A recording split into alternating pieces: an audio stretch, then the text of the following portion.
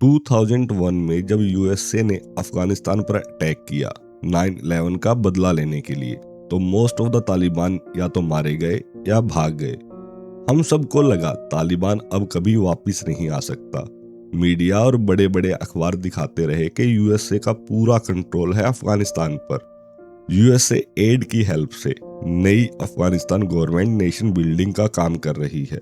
फिर अचानक से ऐसा क्या हुआ कि 2019 में यूएसए सरकार दोहा में तालिबान से नेगोशिएशन करने पर मजबूर हो जाती है, और इस नेगोशिएशन को वो अपनी एक बड़ी कामयाबी भी दिखाती है। 15 अगस्त 2021 को तालिबान काबुल पर कब्जा कर लेता है और 20 साल से चल रहा डेमोक्रेटिक सिस्टम एक दिन में गिर जाता है। हसन अब्बास अपनी इस किताब द रिटर्न ऑफ तालिबान में इस सारे मसले के पीछे की कहानी बताते हैं। वो बताते हैं कि यूएस हमले के बाद तालिबान लीडर्स कहां छिपे और उन्होंने अपने ऑपरेशन फिर से कैसे स्टार्ट किए। साथ में ये किताब ये भी बताती है कि मुल्ला उमर की मौत के बाद तालिबान पर किसका कंट्रोल आया और उनका रिश्ता पाकिस्तान से क्या था। हसन बताते हैं कि कैसे तालिबान ने काबुल पर बिना एक गोली चलाए कब्जा कर लिया और करंट अफगान प्रेसिडेंट अशरफ गनी कैसे और कहां भागा। साथ में राइटर ने अपनी इस बुक में यूएस और तालिबान को दोहा नेगोशिएशन के बैक एंड की सारी स्टोरी बताई है। द रिटर्न ऑफ तालिबान ये भी बताती है कि तालिबान 3.0 का पावर स्ट्रक्चर क्या है और पुराने मौलाना मॉडर्नाइजेशन को किस तरह से अपना रहे हैं। ये बुक कंधार और काबुल में तालिबान के अलग अलग पावर सेंटर और उनके आपसी रिलेशन के बारे में भी बताती है। साथ में राइटर ने प्रिडिक्ट किया है कि अफगानिस्तान का तालिबान के साथ फ्यूचर क्या होने वाला है। तो आइए देर न करते हुए हम अपनी किताब द रिटर्न ऑफ तालिबान शुरू करते हैं। आपसे एक और रिक्वेस्ट है, अगर आपको पॉलिटिकल, साइंस और इकोनॉमिक या हिस्ट्री की किताबें पढ़ने का शौक है तो हमारे चैनल को सब्सक्राइब कीजिए। आपका बहुत बहुत धन्यवाद। काबुल एक ऐसे मोड़ पर खड़ा था जहां सब कुछ टूटता हुआ लग रहा था। अफगानिस्तान का 2 बार चुना गया प्रेसिडेंट अशरफ गनी, जिसे लोग देश का सबसे पावरफुल आदमी कहते थे, उस दिन सबसे ज्यादा वल्नरेबल लग रहा था, पूरी तरह अकेला। सालों से अफगान पॉलिटिक्स अंदर से बटी हुई थी। हर लीडर अपना अपना नेटवर्क चला रहा था। काबुल धीरे धीरे अपनी ताकत खो चुका था। रूल ऑफ लॉ बस एक फॉर्मल शब्द बनकर रह गया था। लेकिन अब ये सिर्फ हिस्ट्री थी, क्योंकि तालिबान शहर के दरवाजे तक पहुंच चुके थे। गनी को पता था कि दुनिया का सबसे बड़ा टारगेट अब वही है। जब उन्होंने मिलिट्री कमांडर से हाल पूछा तो जवाब ने उनका दिल बैठा दिया। काबुल के आसपास कई गांव अपनी सेफ्टी के लिए तालिबान से डील कर चुके थे। अब न रेजिस्टेंस होना था न लड़ाई। सिंपल मतलब था कि अब काबुल गिरने वाला था। गनी ने सोचा था कि वह तालिबान के खिलाफ आर्मी खड़ी करेगा, लेकिन ये विचार ज्यादा देर टिक नहीं पाया। 2020 के यूएस तालिबान पीस डील के बाद उनकी होप्स पहले ही टूट चुकी थी। उसके बाद हालात बस डाउनहिल गए। यूएस एनवॉय जेलमी खलीलाजादा कई बार आए, कई बार समझाया कि तालिबान के साथ मिलकर कोई रास्ता निकाला जाए, लेकिन घनी के लिए बात इम्पॉसिबल थी। उन्होंने हर बार साफ मना कर दिया।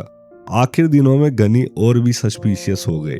उन्हें लगता था कि हामिद करजाई, अब्दुल्ला और खलीलजादा तीनों मिलकर उन्हें हटाने की प्लानिंग कर रहे हैं और काबुल को मुल्ला ब्रादर को सौंपने की तैयारी चल रही है। जब गनी को लगा कि अब इस प्लान को रोकना मुश्किल है, तो उन्होंने एक ऐसा कदम उठाया जिस पर कोई यकीन नहीं करेगा। उन्होंने क्रिटिकल सिक्योरिटी इंफॉर्मेशन तालिबान के राइवल लीडर सिराजुद्दीन हक्कानी को दे दी, ताकि वह काबुल पर मुल्ला ब्रादर से पहले मूव कर जाए। ये घनी का बदला भी था खलीलजादा के खिलाफ, और एक तरह से 2014 में हक्कानी नेटवर्क द्वारा दी गई सपेट को देर से चुकाया गया एहसान भी। अफगान इंसाइडर्स ने भी इस कहानी को कंफर्म किया है। एक्स इंटेलिजेंस चीफ रहमतुल्लाह नबी ने 2014 वाली अंडरस्टैंडिंग का जिक्र किया, और ये पूरा अरेंजमेंट पाकिस्तान की आईएसआई ने स्पॉन्सर किया था। 2021 तक अफगानिस्तान 20 साल से वार में जल चुका था। काबुल की सरकार यूएस फंड पर इतनी डिपेंडेंट हो चुकी थी कि बजट का 2/3 हिस्सा सीधा अमेरिका से आता था। यूरोपियन यूनियन भी अलग से पैसा देता था। अफगानिस्तान अपने पैरों पर खड़ा हो ही नहीं पा रहा था, और जब अमेरिका ने डिसाइड कर लिया कि सितंबर 2021 में निकलना है, तो डिसीजन भी वही लेगा। घनी इस सच्चाई को मानने को तैयार ही नहीं थे। उन्होंने कोऑपरेशन से मना किया और चीजें और बिगड़ गई। लेकिन एक बात में घनी बिल्कुल सही थे, तालिबान डेमोक्रेसी के साथ नहीं चलने वाला था। घनी और उनकी कैबिनेट 1990 के तालिबान रूल को नहीं भूले थे। खून, नफरत, कठोरता, वुमेन तथा माइनॉरिटीज पर क्रूरता। उनके लिए तालिबान के साथ पावर शेयरिंग अफगान रिपब्लिक का अंत था। भागने से कुछ दिन पहले घनी ने यूएस सेक्रेटरी एंटनी ब्लिंकन से कहा था, I will fight to the death, पर यह बात बस शब्द रह गई। और सबसे बुरी बात, घनी के सबसे क्लोज दो एडवाइजर एक दूसरे को जो देखना भी पसंद नहीं करते थे। एक थे Hamdullah Mohib, young sharp, America में एम्बेसडर रह चुके थे, घनी के सबसे लॉयल आदमी। दूसरे थे अमरुल्लाह सलेह, अफगानिस्तान के वाइस प्रेसिडेंट, जो ओपनली मानते थे कि तालिबान आईएसआई का एक्सटेंशन है। दोनों की नफरत हर मीटिंग को जंग बना देती थी। ये वो दिन थे जब हमदुल्ला मोहिब और अमरुल्लाह सलेह दिन रात अशरफ गनी के साथ रहते थे। तालिबान टेक ओवर बस सिर पर था और काबुल की हवा में साफ डर महसूस होता था। 14 अगस्त 2021 तालिबान शहर में घुसने से बस एक दिन पहले घनी अपने दोनों सलाहकारों के साथ बिगड़ते हालात पर बात कर रहे थे, और जैसा हमेशा होता था, दोनों की राय एक दूसरे के बिल्कुल उलट थी। लेकिन बहस सबसे बड़ी टेंशन नहीं थी, टेंशन तो कुछ और थी। बातचीत के बीच मोहिब के मोबाइल पर एक कॉल आया। कॉल करने वाला था खलील हक्कानी, हक्कानी क्लैन का बड़ा नाम और तालिबान हायरार्की का सबसे पावरफुल चेहरा। उसने बड़ी सख्त लेकिन दोस्ताना आवाज में बस दो शब्द बोले, give up and get out. Call खत्म होते ही मोहिब के चेहरे की रंगत उड़ गई। उसने घनी से कहा कि सब खत्म हो गया है, लेकिन घनी ने इसे ऑलमोस्ट कैजुअली रिजेक्ट कर दिया। उन्होंने कहा कि अमेरिकन्स ने स्पष्ट बताया है कि तालिबान काबुल में एंटर नहीं करेंगे, और अगर कुछ बदलता तो उसे वार्निंग मिल जाती। उन्हें बताया गया था कि उनका एड सलमान रहीमी पिछले कई दिनों से तालिबान के साथ बैक चैनल टॉक्स कर रहा था, और एक अंडरस्टैंडिंग बन चुकी थी कि तालिबान फोर्स से शहर नहीं लेंगे, इन एक्सचेंज फॉर एक इंटरिम पावर शेयरिंग डील होगी। घनी कतर वाली इन बातचीतों से एक फेस सेविंग एग्जिट की उम्मीद में थे। ये उम्मीद थी या खुद को धोखा देना कहना मुश्किल है, लेकिन डिसाइसिव एक्शन न लेना, काबुल की सिक्योरिटी पर कोई कदम न उठाना और ना ही कोई स्ट्रेटजी बनाना, ये सब आगे चलकर सीधा डिजास्टर बनने वाला था। 15 अगस्त की सुबह खबर आने लगी कि तालिबान काबुल के अंदर तक पहुंच चुके हैं। घनी चुपचाप सोच रहे थे। उन्होंने मोहिब को कहा कि यूएस एम्बेसडर को कॉल करो और यह कंफर्म करो कि जो सुना है वो सच है या नहीं। प्रॉब्लम यह थी, मोहिब का रिलेशन अमेरिकियों से बहुत खराब हो चुका था। उन्होंने पहले ओपनली जेलमी खलीलाजादा को और एम्बिशियस और वॉइसराय बनाने की इच्छा रखने वाला बोल दिया था। इसी चक्कर में अमेरिकन्स ने उन्हें बायलैटरल मीटिंग से ब्लॉक कर दिया था। हाल ही में घनी की रिक्वेस्ट पर खलीलजादा ने उन्हें माफ किया था और उनका एक्सेस वापस मिला था। लेकिन मोहिब ने एम्बेसडर को कॉल नहीं किया। उन्होंने सीधा कॉल किया CIA स्टेशन चीफ को। असेसमेंट साफ था, हालात बहुत खराब है। मोहिब ने घनी को बता दिया था कि पिक्चर बहुत डार्क है। घनी के कई क्लोज लोग पहले ही अपना सामान पैक कर चुके थे। घनी को भी ये नहीं पता था कि कॉल पर असल में CIA चीफ था या नहीं, लेकिन मोहिब इंसिस्ट कर रहा था कि अब निकलना पड़ेगा। उधर अमरू साला 1-2 दिन से गायब था। ओपिनियन में जितना अग्रेसिव उतना ही ब्रेव भी था। तालिबान के कई सुसाइड अटैक से बच चुका था। भागना उसकी कायरता नहीं थी। तालिबान उसे पकड़ लेते तो मौत से भी बदतर टॉर्चर के लिए रखते। घनी से सारी उम्मीदें छोड़कर साले ने चुपचाप काबुल छोड़ दिया। एक लोकल कैब महल के गेट के पास आई। साले कैप और ग्लासेस पहनकर उसमें बैठा और निकल पड़ा पंजशीर वैली, काबुल से लगभग 30 माइल दूर, जहां उसे सेफ्टी की उम्मीद थी।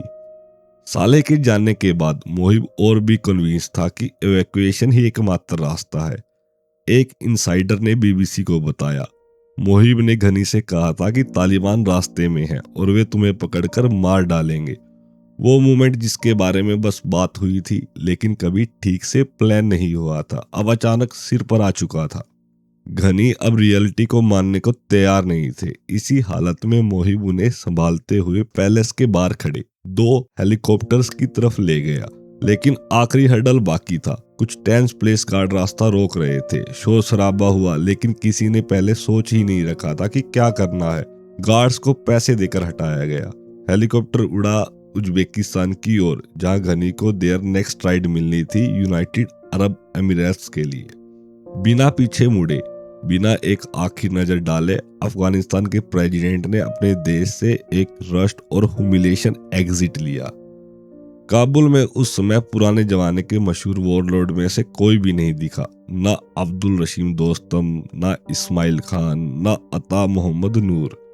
ये वही लोग थे जो सालों तक हामिद करजाई और अशरफ गनी के सबसे बड़े एलाइज माने जाते थे। लेकिन उस वक्त जब मौत तक लड़ने की बात आई तो वो सिर्फ प्रोमिसेस निकले, सब छोड़कर भाग गए। घनी की डिसीजन मेकिंग जरूर खराब थी, लेकिन सच ये था कि उनके पास कमांड करने के लिए अब कुछ बचा ही नहीं था। अफगान सिक्योरिटी फोर्सेस, जिन्हें हफ्तों कभी कभी महीनों तक सैलरी नहीं मिली थी, उन्होंने हालात को बहुत पहले पढ़ लिया था। उन्होंने समझ लिया था कि यहाँ रहना मतलब एक बड़े ब्लडबाथ का हिस्सा बनना है, इसीलिए वो निकल गए। घनी की क्रेडिबिलिटी अपने लोगों की नजरों में लगभग खत्म हो चुकी थी। अंत में उनके पास बस एक छोटा सा सर्कल बचा था जो उन्हें इंफॉर्मेशन भी हाईली फिल्टर्ड दे रहा था। डिसेंट मतलब असहमति उनके राज में क्राइम समझा जाता था। जर्नलिस्ट कैथी गैनर ने उनके रूल को परफेक्टली समराइज किया था। घनी का स्टाइल गुस्सेल, अहंकारी और एडवाइजर की बात न सुनने वाला था। जो उनसे डिसएग्री करे उसे वो पब्लिक में डांट देते थे। डार्क आवर्स में एक अच्छा लीडर बहुत बड़ा फर्क डाल सकता है और अफगान लोगों को वाकई एक अच्छे लीडर की जरूरत थी। घनी का भाग जाना वाशिंगटन के अब्दुल घनी का भाग जाना वाशिंगटन के लिए निराशाजनक था, लेकिन शोक नहीं। उस दिन व्हाइट हाउस के एक ऑफिशियल ने राइटर से कहा था, If these guys are not ready to fight for their country and flee in every direction, are they really worth for our support? 16 अगस्त 2021 को प्रेसिडेंट जो बाइडेन ने अपने विड्रॉल को डिफेंड करते हुए पब्लिक एड्रेस में यह बात दोहराई। American troops cannot and should not be fighting in a war that Afghan forces are not willing to fight for themselves. We spent over $1 trillion. We gave them every tool, but we could not give them the will to fight. Biden की बात में एक point था, लेकिन Washington की आरामदायक distance से कहना बहुत आसान था। यूएस और उसके अलाइज 2001 से 2021 तक अफगानिस्तान में कई इनकॉम्पिटेंट और करप्ट लीडर को पावरफुल बनाते रहे। उसका जिम्मा भी उनसे नहीं टाला जा सकता था। सच्चाई ये है कि 2002 के बाद से ही तालिबान धीरे धीरे अफगानिस्तान का सबसे बड़ा गैंग और सबसे बड़ा मिलिशिया बन गया था। कोई लोकल ग्रुप या ऑर्गेनाइज्ड फोर्स उन्हें चैलेंज करने की कैपेसिटी नहीं रखता था। उनकी रेजिलियंस और दोबारा उठ खड़े होने की कहानी अच्छी तरह से डॉक्यूमेंटेड है। अफगान सिक्योरिटी फोर्सेस की बात करें तो काबुल गिरने से पहले उनकी कैजुअलिटी शॉकिंगली हाई बताई गई थी। कह सकते हैं वो कम से कम काबुल की तरह पॉलिटिकल एलिट से बेहतर खड़े रहे। लेकिन एक और बात भी याद रखने योग्य है, अंतिम महीनों में घनी इतने पैरानॉइड हो चुके थे कि उन्होंने अपने कई टॉप पुलिस और मिलिट्री कमांडर को डिसमिस कर दिया। वजह उनके हिसाब से ये लोग डिसलॉयल थे। मई 2022 की यूएस वॉचडॉग एजेंसी साइगर SIGAR की रिपोर्ट कहती है, इन डिसमिसल्स ने फोर्सेस का मोराल तोड़ा, वार एफर्ट को कंफ्यूज किया और सिचुएशन को और खराब कर दिया। मजेदार बात है, सिगार की ऐसी रिपोर्ट वॉशिंगटन में अक्सर दबा दी जाती थी क्योंकि उनमें हार्ड ट्रूथ थे जिन्हें कई लोग सुनना नहीं चाहते थे। तालिबान की लंबी और उलझी हुई हिस्ट्री को समझना आसान नहीं है, लेकिन अगर 3 हिस्सों में बांट दे तो कहानी पूरी तरह साफ दिखने लगती है। सबसे पहले आता है तालिबान 1.0। 1994 में उनके जन्म से लेकर 2001 में यूएस मिलिट्री के हाथों उनकी हार तक। ये वो दौर था जब तालिबान उभरे, अफगानिस्तान पर राज किया और 9/11 के बाद पूरी तरह गिरा दिए गए। उनकी हार के बाद 1-2 साल तक तालिबान लगभग गायब थे, जंगलों में छिपे हुए, भागते हुए, रीग्रुप होने की कोशिश करते रहे। लेकिन धीरे धीरे उन्होंने खुद को फिर से खड़ा किया। कदम दर कदम पहाड़ों में अफगानिस्तान पाकिस्तान फ्रंटियर पर मौजूद पाकिस्तान की फाटा यानी federally administrated tribal areas. Leadership ने पाकिस्तान के शहर क्वेटा में अपना नया बेस बना लिया। वहीं बैठकर प्लानिंग, प्लॉटिंग और पूरी तरह इंसर्जेंसी की रूपरेखा तैयार हो रही थी। यहीं से शुरू हुआ तालिबान 2.0 2003 से 2018 का दौर, जब तालिबान एक छोटे ग्रुप से पूरे अफगानिस्तान में छाई फोर्सफुल इंसर्जेंसी बन गया। फिर आता है आज का दौर, जहां पैदा हुआ तालिबान 3.0। जब 2018-19 में तालिबान लीडर्स ने यूएस के साथ दोहा, कतर में नेगोशिएशन शुरू की, तो उनका एक नया रूप सामने आया, तालिबान 3.0। दुनिया के सामने उनकी रिकन्सिलिएशन जाहिर है। आइडियोलॉजी शायद वही है, लेकिन अफगानिस्तान बदल चुका है। उन्हें बदलना पड़ेगा, चाहे उन्हें पसंद आए या ना आए। अब उनका असली टेस्ट है मोरालिटी पुलिस के बिना मेंटल आदत छोड़ना, पुराने रूल कम करना और एक नए रोल में आना। अफगानिस्तान को एफिशिएंट एडमिनिस्ट्रेटर और डिपेंडेबल लीडर देना, यह उनके लिए एक बिल्कुल नया खेल है। एक बड़ा चैलेंज होगा जिस पर तय होगा कि तालिबान 3.0 टिकेगा या नहीं। क्या उनमें ये ताकत है? यही आने वाला समय बताएगा। करीब 3 दशक से तालिबान दुनिया के सामने खुद को इस्लामिक स्टूडेंट बोलकर पेश करते आए हैं, लेकिन सच ये है कि यह सिर्फ टॉप लीडरशिप के लिए सही है। रहबरी शूरा और कुछ दूसरे टायर के लीडर्स वास्तव में मदरसों में पढ़े हुए हैं। अब आप पूछोगे कि ये रहबरी शूरा क्या है, तो आप समझिए इस्लाम में शूरा का मतलब होता है कंसल्टेशन। तो ये रहबरी शूरा उन अपर तालिबान का ग्रुप था जो आपस में कंसल्ट करके कोई भी डिसीजन लेते थे। लेकिन तालिबान के ज्यादातर फुट सोल्जर और आर्म मेंबर्स किसानों, मजदूरों और छोटे ट्रेडर्स के बेटे हैं, जिन्होंने कोई फॉर्मल रिलीजियस ट्रेनिंग कभी भी नहीं ली। उनकी आइडेंटिटी में ट्राइबल कल्चर और एथनिक पॉलिटिक्स उतनी ही बड़ी भूमिका निभाती है जितनी रिलीजन निभाता है। तालिबान को उनकी रिजिडिटी और बायोगोट्री की वजह से लोग अक्सर एक ही तरह का ग्रुप मान लेते हैं, लेकिन सच्चाई इससे कहीं गहरी है। उनका स्ट्रक्चर हमेशा से मिस्टीरियस रहा है और रियलिटी ये है कि तालिबान एक सिंगल कलर नहीं बल्कि कई शेड्स का मिक्स है। यूनिटी की छवि जरूर दिखाई देती है, लेकिन अंदर से डिफरेंसेस हमेशा रहे हैं। इंसर्जेंसी के दौरान ये डिफरेंसेस बढ़ते रहे, लेकिन कोई बोलता नहीं, क्योंकि उनका पूरा ध्यान अफगानिस्तान को अनगवर्नेबल बनाने पर था। लेकिन पावर में आते ही ये डिफरेंसेस सरफेस पर आने लगे। अब उनका फ्यूचर विजन एक जैसा नहीं, ये दरारें साफ दिखाई देती हैं। अगस्त 2021 में काबुल का गिरना तालिबान की एक सोची समझी प्लान का नतीजा था। एक तरफ यूएस के साथ दोहा में सख्त बार्गेनिंग चल रही थी, दूसरी तरफ ग्राउंड पर वॉयलेंस बढ़ रहा था, टारगेटेड सुसाइड अटैक हो रहे थे। इन दोनों चीजों के बीच तालिबान सीक्रेटली पूरे अफगानिस्तान में उन ट्राइब्स और पावरफुल ग्रुप तक पहुंचे। उन्हें मनाया गया, कहीं दबाव डालकर, कहीं पैसे दिए और उनके पीस डील कराई गई ताकि वे रेजिस्टेंस न करें। यह आर्ट तालिबान अच्छी तरह जानते थे, ब्रोकर सरेंडर वाली स्ट्रेटेजी। उन्होंने पहले भी यही इस्तेमाल की थी। जैसे कि जैक वेटलिंग ने कहा, लोगों को भरोसा नहीं था कि काबुल उन्हें बचाएगा, इसीलिए उन्होंने सरेंडर कर दिया। दोहा में चल रही यूएस तालिबान टॉक्स मीडिया में लगातार हेडलाइन बना रही थी। इससे तालिबान एक ताकतवर इमेज बनी और उनकी वापसी अब ऑलमोस्ट तय हो गई, और इसी परसेप्शन ने काबुल को अंदर से तोड़ दिया। पिछले 20 सालों के दौरान तालिबान ने सोशल मीडिया को हथियार की तरह इस्तेमाल करना सीख लिया था। ये बात साफ दिखती है कि अगस्त 2021 में उनके दोहा वाले chief spokesperson Suhail Shaheen के ट्विटर पर लगभग 350,000 से ज्यादा फॉलोअर थे।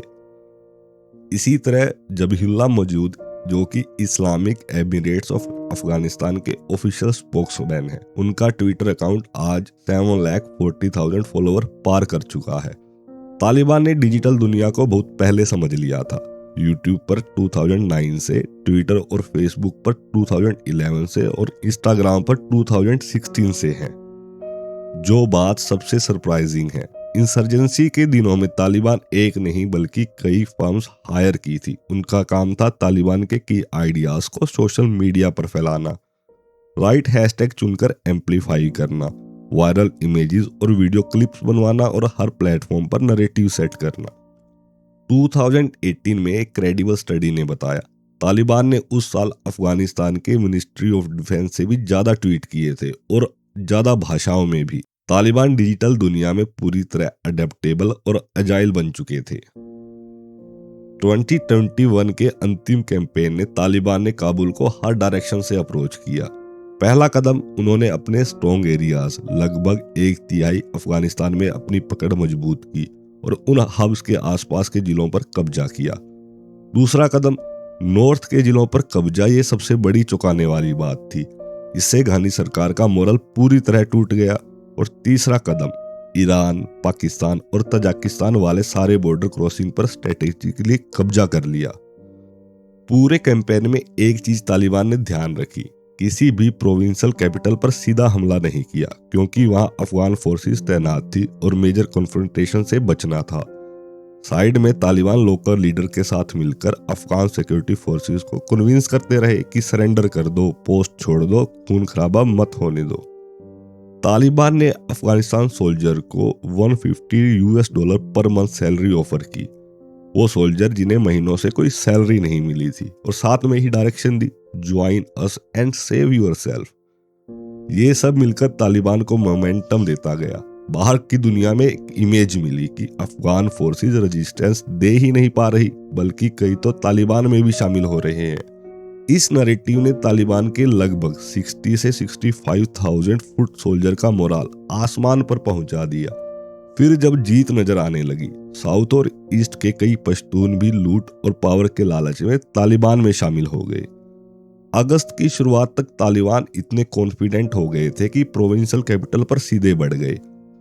नॉर्थ के बड़े शहर जलालाबाद, कुंदूज, मजार शरीफ एक एक करके गिरते गए। 421 डिस्ट्रिक्ट में से आधे से ज्यादा डिस्ट्रिक्ट तालिबान के कंट्रोल में आ चुके थे। अब वो अनस्टॉपेबल लग रहे थे। वेस्टर्न एनालिस्ट और इवन राइटर हसन अब्बास सब यही मान रहे थे कि कम से कम काबुल नहीं गिरेगा। सोचा था कि सारे अफगान सिक्योरिटी फोर्सेस काबुल को बचाने के लिए इकट्ठा होंगे, लेकिन उस समय किसी को पता नहीं था कि तालिबान पहले ही काबुल को अंदर से घेर चुके थे। एसेट, वेपन और इंटेलिजेंस नेटवर्क सब जगह पहले से ही जमाए हुए थे। हक्कानी नेटवर्क के स्पाइस काबुल की प्रमुख मिनिस्ट्रीज, मेजर सिक्योरिटी इंस्टीट्यूशन और यहां तक के काबुल एयरपोर्ट के सिक्योरिटी कमांड सेंटर तक घुस चुके थे। Private business, international donor agencies, कई जगह तालिबान के इन्फॉर्मर पहले से मौजूद थे। पूरा ऑपरेशन धीरे, चुपचाप, बहुत स्ट्रेटेजी के साथ चलाया गया। सबसे चौंकाने वाली बात थी, तालिबान की इस पूरी प्लानिंग की दुनिया वालों को बिल्कुल अंदाजा नहीं था और तालिबान ने पीछे से एग्जीक्यूट की। उन्हें रोकने की कोशिश करते हर इंसान को उन्होंने कंप्लीटली सरप्राइज कर दिया। 15 अगस्त 2021 के बाद तालिबान के सामने सबसे बड़ा चैलेंज यह था, एक इंसर्जेंट ग्रुप से बदलकर एक गवर्नमेंट चलाने वाला पॉलिटिकल ग्रुप बनना। युद्ध लड़ना एक स्किल है, लेकिन देश चलाना एक पूरी तरह अलग स्किल सेट है। तालिबान को अपनी सोच बदलनी थी, लेकिन वो खुद तो वही थे। अफगानिस्तान बदल चुका था। Communication, social media, modern institution और पब्लिक एक्सपेक्टेशन, हर मोर्चे पर दुनिया आगे निकल चुकी थी। तालिबान चाहे या ना चाहे, उन्हें अडेप्ट करना ही होगा। उनकी असली ताकत अब भी युद्ध लड़ने के टूल्स है, ना कि गवर्नेंस। गुड गवर्नेंस में पेशेंस चाहिए, प्लानिंग चाहिए और प्रोफेशनल एडमिनिस्ट्रेशन चाहिए। वॉरियर को ये रोल सिखाना स्लो और पेनफुल ट्रांजिशन होता है। लीडरशिप में भी खटपट बढ़ती है। मिलिटेंट ऑर्गेनाइजेशन के एक्सपर्ट कमरान बुखोरी कहते हैं, जब कोई ग्रुप पावर में आता है तो रूलिंग और गवर्निंग उसकी आइडियोलॉजी को डिल्यूट कर देती है। मतलब तालिबान की हकीकत उनकी सोच से टकरा रही थी। जब तक ये टकराव खत्म नहीं होता, उनका फ्यूचर मुश्किल ही दिखता है। ये पूरा ड्रामा एक यंग तालिबान सोल्जर खालिद की कहानी में साफ दिखाई देता है। खालिद 21 साल का लड़का जिसे पता भी नहीं था कि वो किस दुनिया में कदम रख रहा है। उसने अपना पूरा देश अमेरिकन प्रेजेंस के दौरान में देखा था। 1990 वाले तालिबान की यातनाएं उसके लिए सिर्फ सुनी सुनाई बात थी। 15 अगस्त 2021 को जब तालिबान काबुल में दाखिल हुए, खालिद बेहद खुश था लेकिन कंफ्यूज्ड भी। उसे बस इतना पता था कि उसका बॉस को वॉकी टॉकी पर मैसेज मिला है जो उन्होंने लोकल अफगान सिक्योरिटी से छीना था, गो इन फास्ट, और डेस्टिनेशन थी प्रेसिडेंशियल पैलेस।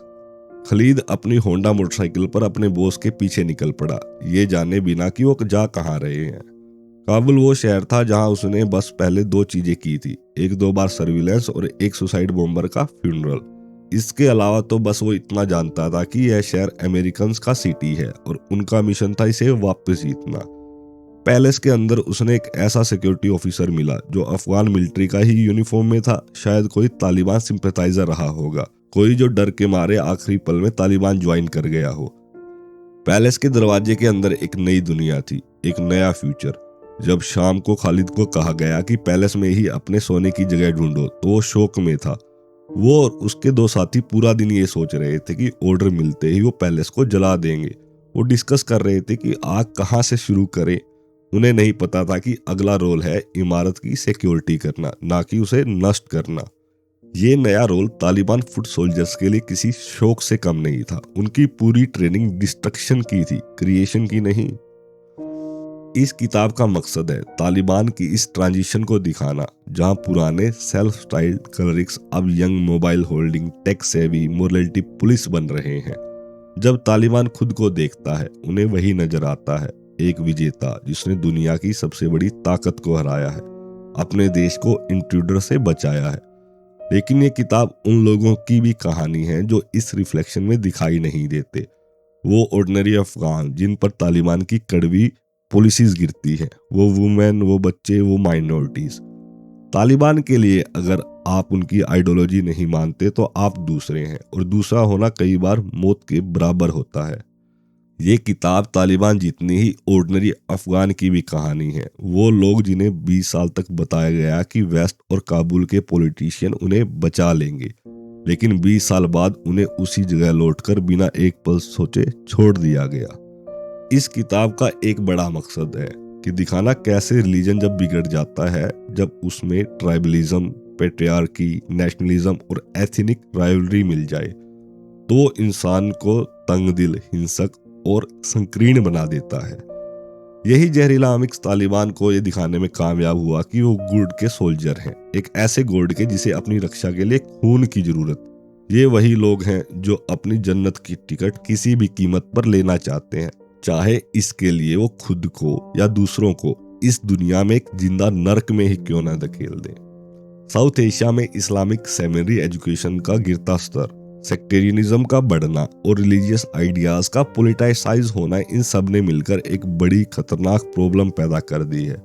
कई एक्सपर्ट मानते हैं कि आज की तालिबान आइडियोलॉजी दरअसल एक तरह से न्यू रिलीजियस मूवमेंट है। अफगानिस्तान वो देश था जहां सूफी मिस्टिक्स का गहरा असर रहा है। ये बात किसी डिबेट की सब्जेक्ट ही नहीं है। अफगान पोइट्री, लैंग्वेज, पश्तोरदारी की ट्रेडिशन, सब सूफी पाथ, टॉलरेंस, डिवाइन लव और मर्सी से भरे थे। पश्तो आइडेंटिटी भी सूफीज्म और स्पिरिचुअल नॉलेज की रोशनी में ही बनाई गई है। लेकिन आज अफगानिस्तान की वो मिस्टिकल ट्रेडिशन एग्जिस्टेंस के लिए जूझ रही है। ये किताब उस बड़े मिथ को भी तोड़ती है कि फॉरेन पावर किसी देश में डेमोक्रेटिक ऑर्डर पैदा कर सकती है। अफगानिस्तान ने इस मिथ को अंतिम चोट देकर लगभग खत्म कर दिया है। ये कहानी है मिसप्लेस्ड आइडियलिज्म, सेल्फ डिसेप्शन और खतरनाक अमाउंट ऑफ मनी पर खड़े एक झूठे सपने की। South Arabia versus Iran versus Turkey, India versus Pakistan rivalry, इन सब ने पाकिस्तान को एक बैटल फील्ड में बदल दिया। कतर और यूएई तक तालिबान पर इन्फ्लुएंस के लिए सीधे लड़ाई में उतर गए। चाइना आगे क्या रोल निभाएगा, ये भी एक बड़ा सवाल है।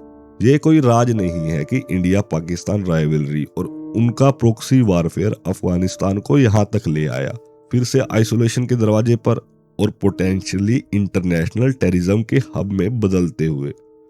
इंडिया का अफगानिस्तान से कोई लैंड बॉर्डर नहीं है, लेकिन हिस्टोरिकल रिश्ता है। 2001 से 21 के बीच इंडिया ने डेवलपमेंट एड देकर काबुल में अपनी मजबूत पकड़ बनाई और पाकिस्तान बैक्ड मिलिटेंट को काउंटर करने की कोशिश की। पाकिस्तान को यह सब अपनी घेराबंदी जैसा लगा। उसके मिलिट्री एस्टेब्लिशमेंट ने हमेशा इसे एग्जिस्टेंशियल थ्रेट बताया।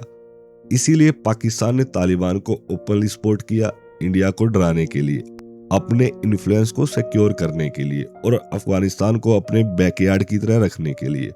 ऊपर से डूरेंट लाइन के दोनों तरफ बसे पश्तून पॉपुलेशन का पश्तूनिज्म का सपना भी पाकिस्तान के लिए एक भयानक नाइटमेयर है। वो किसी भी कीमत पर ये होने नहीं देना चाहते। US Pakistan counter terror cooperation के दौर में भी पाकिस्तान ने तालिबान को सपोर्ट करना नहीं छोड़ा। वो कोई सीक्रेट नहीं था, छिपाने जैसा कुछ भी नहीं।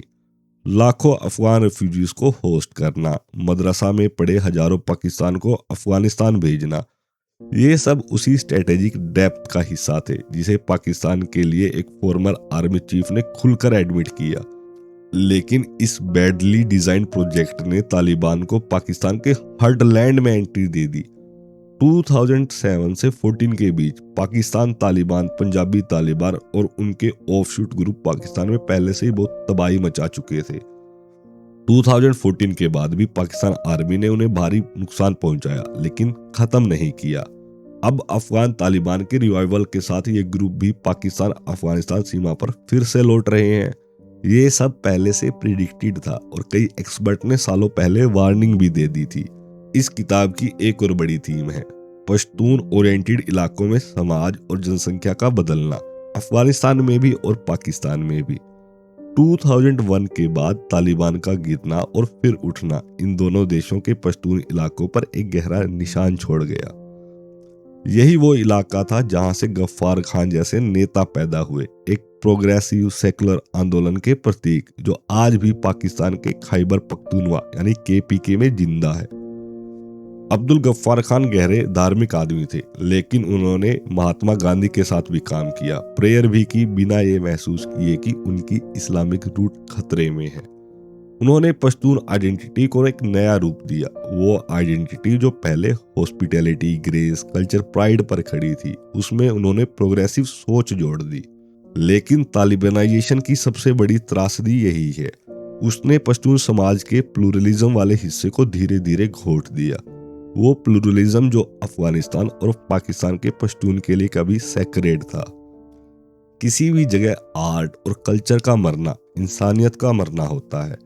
तालिबानाइजेशन के असर से प्लूरलिज्म, म्यूजिक, पोइट्री की स्पेस लगभग गायब हो गई।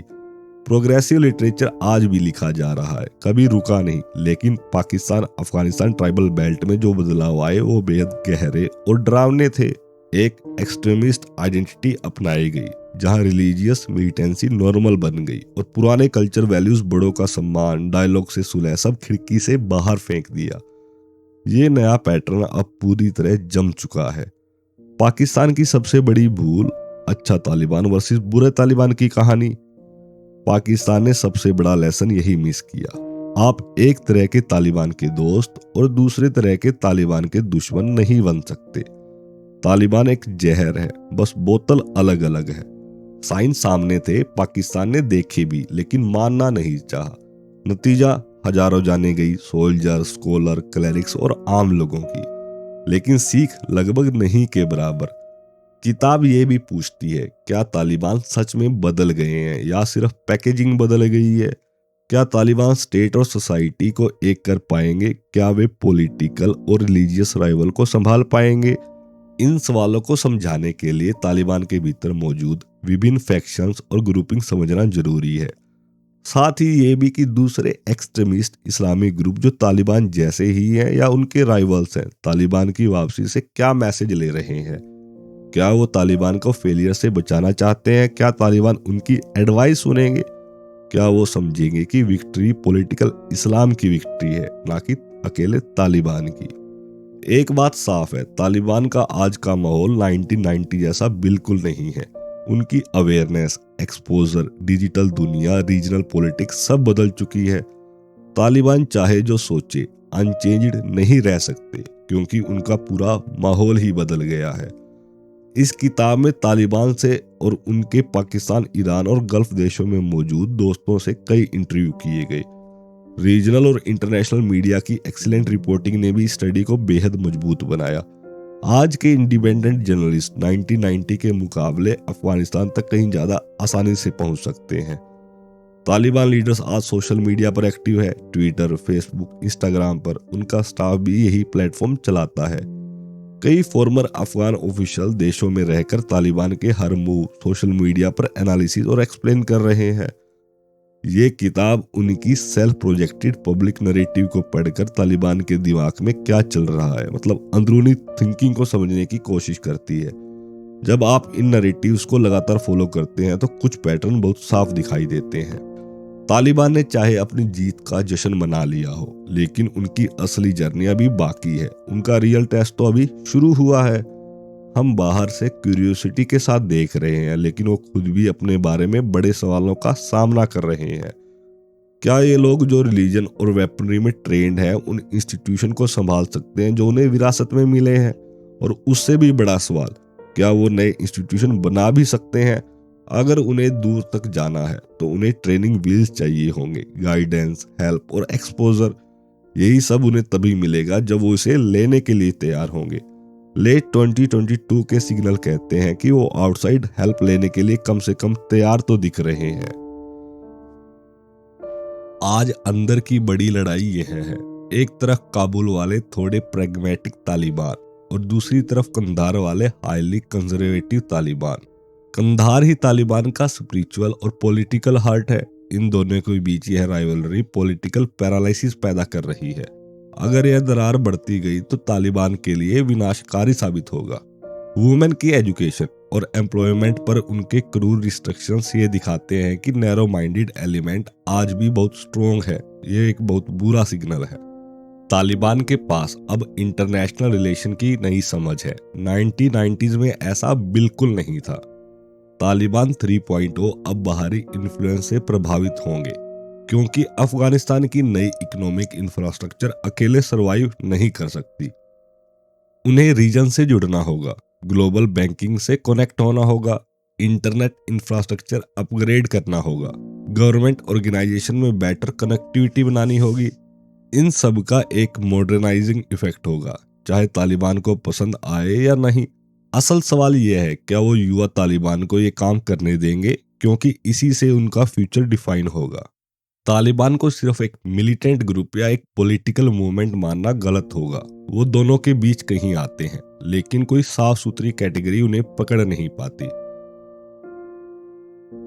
Chapter 1, the road to Kabul, the secret deal, the new Taliban and a house of cards. Taliban की काबुल वापसी लगभग तय होने वाली थी। जैसे ही ये खबर फैली, प्रेसिडेंट अशरफ गनी भाग चुके थे। ये खबर अफगानिस्तान में आग की तरह फैल गई। जो भी नैरेटिव बनाया जाए, रियलिटी यही थी।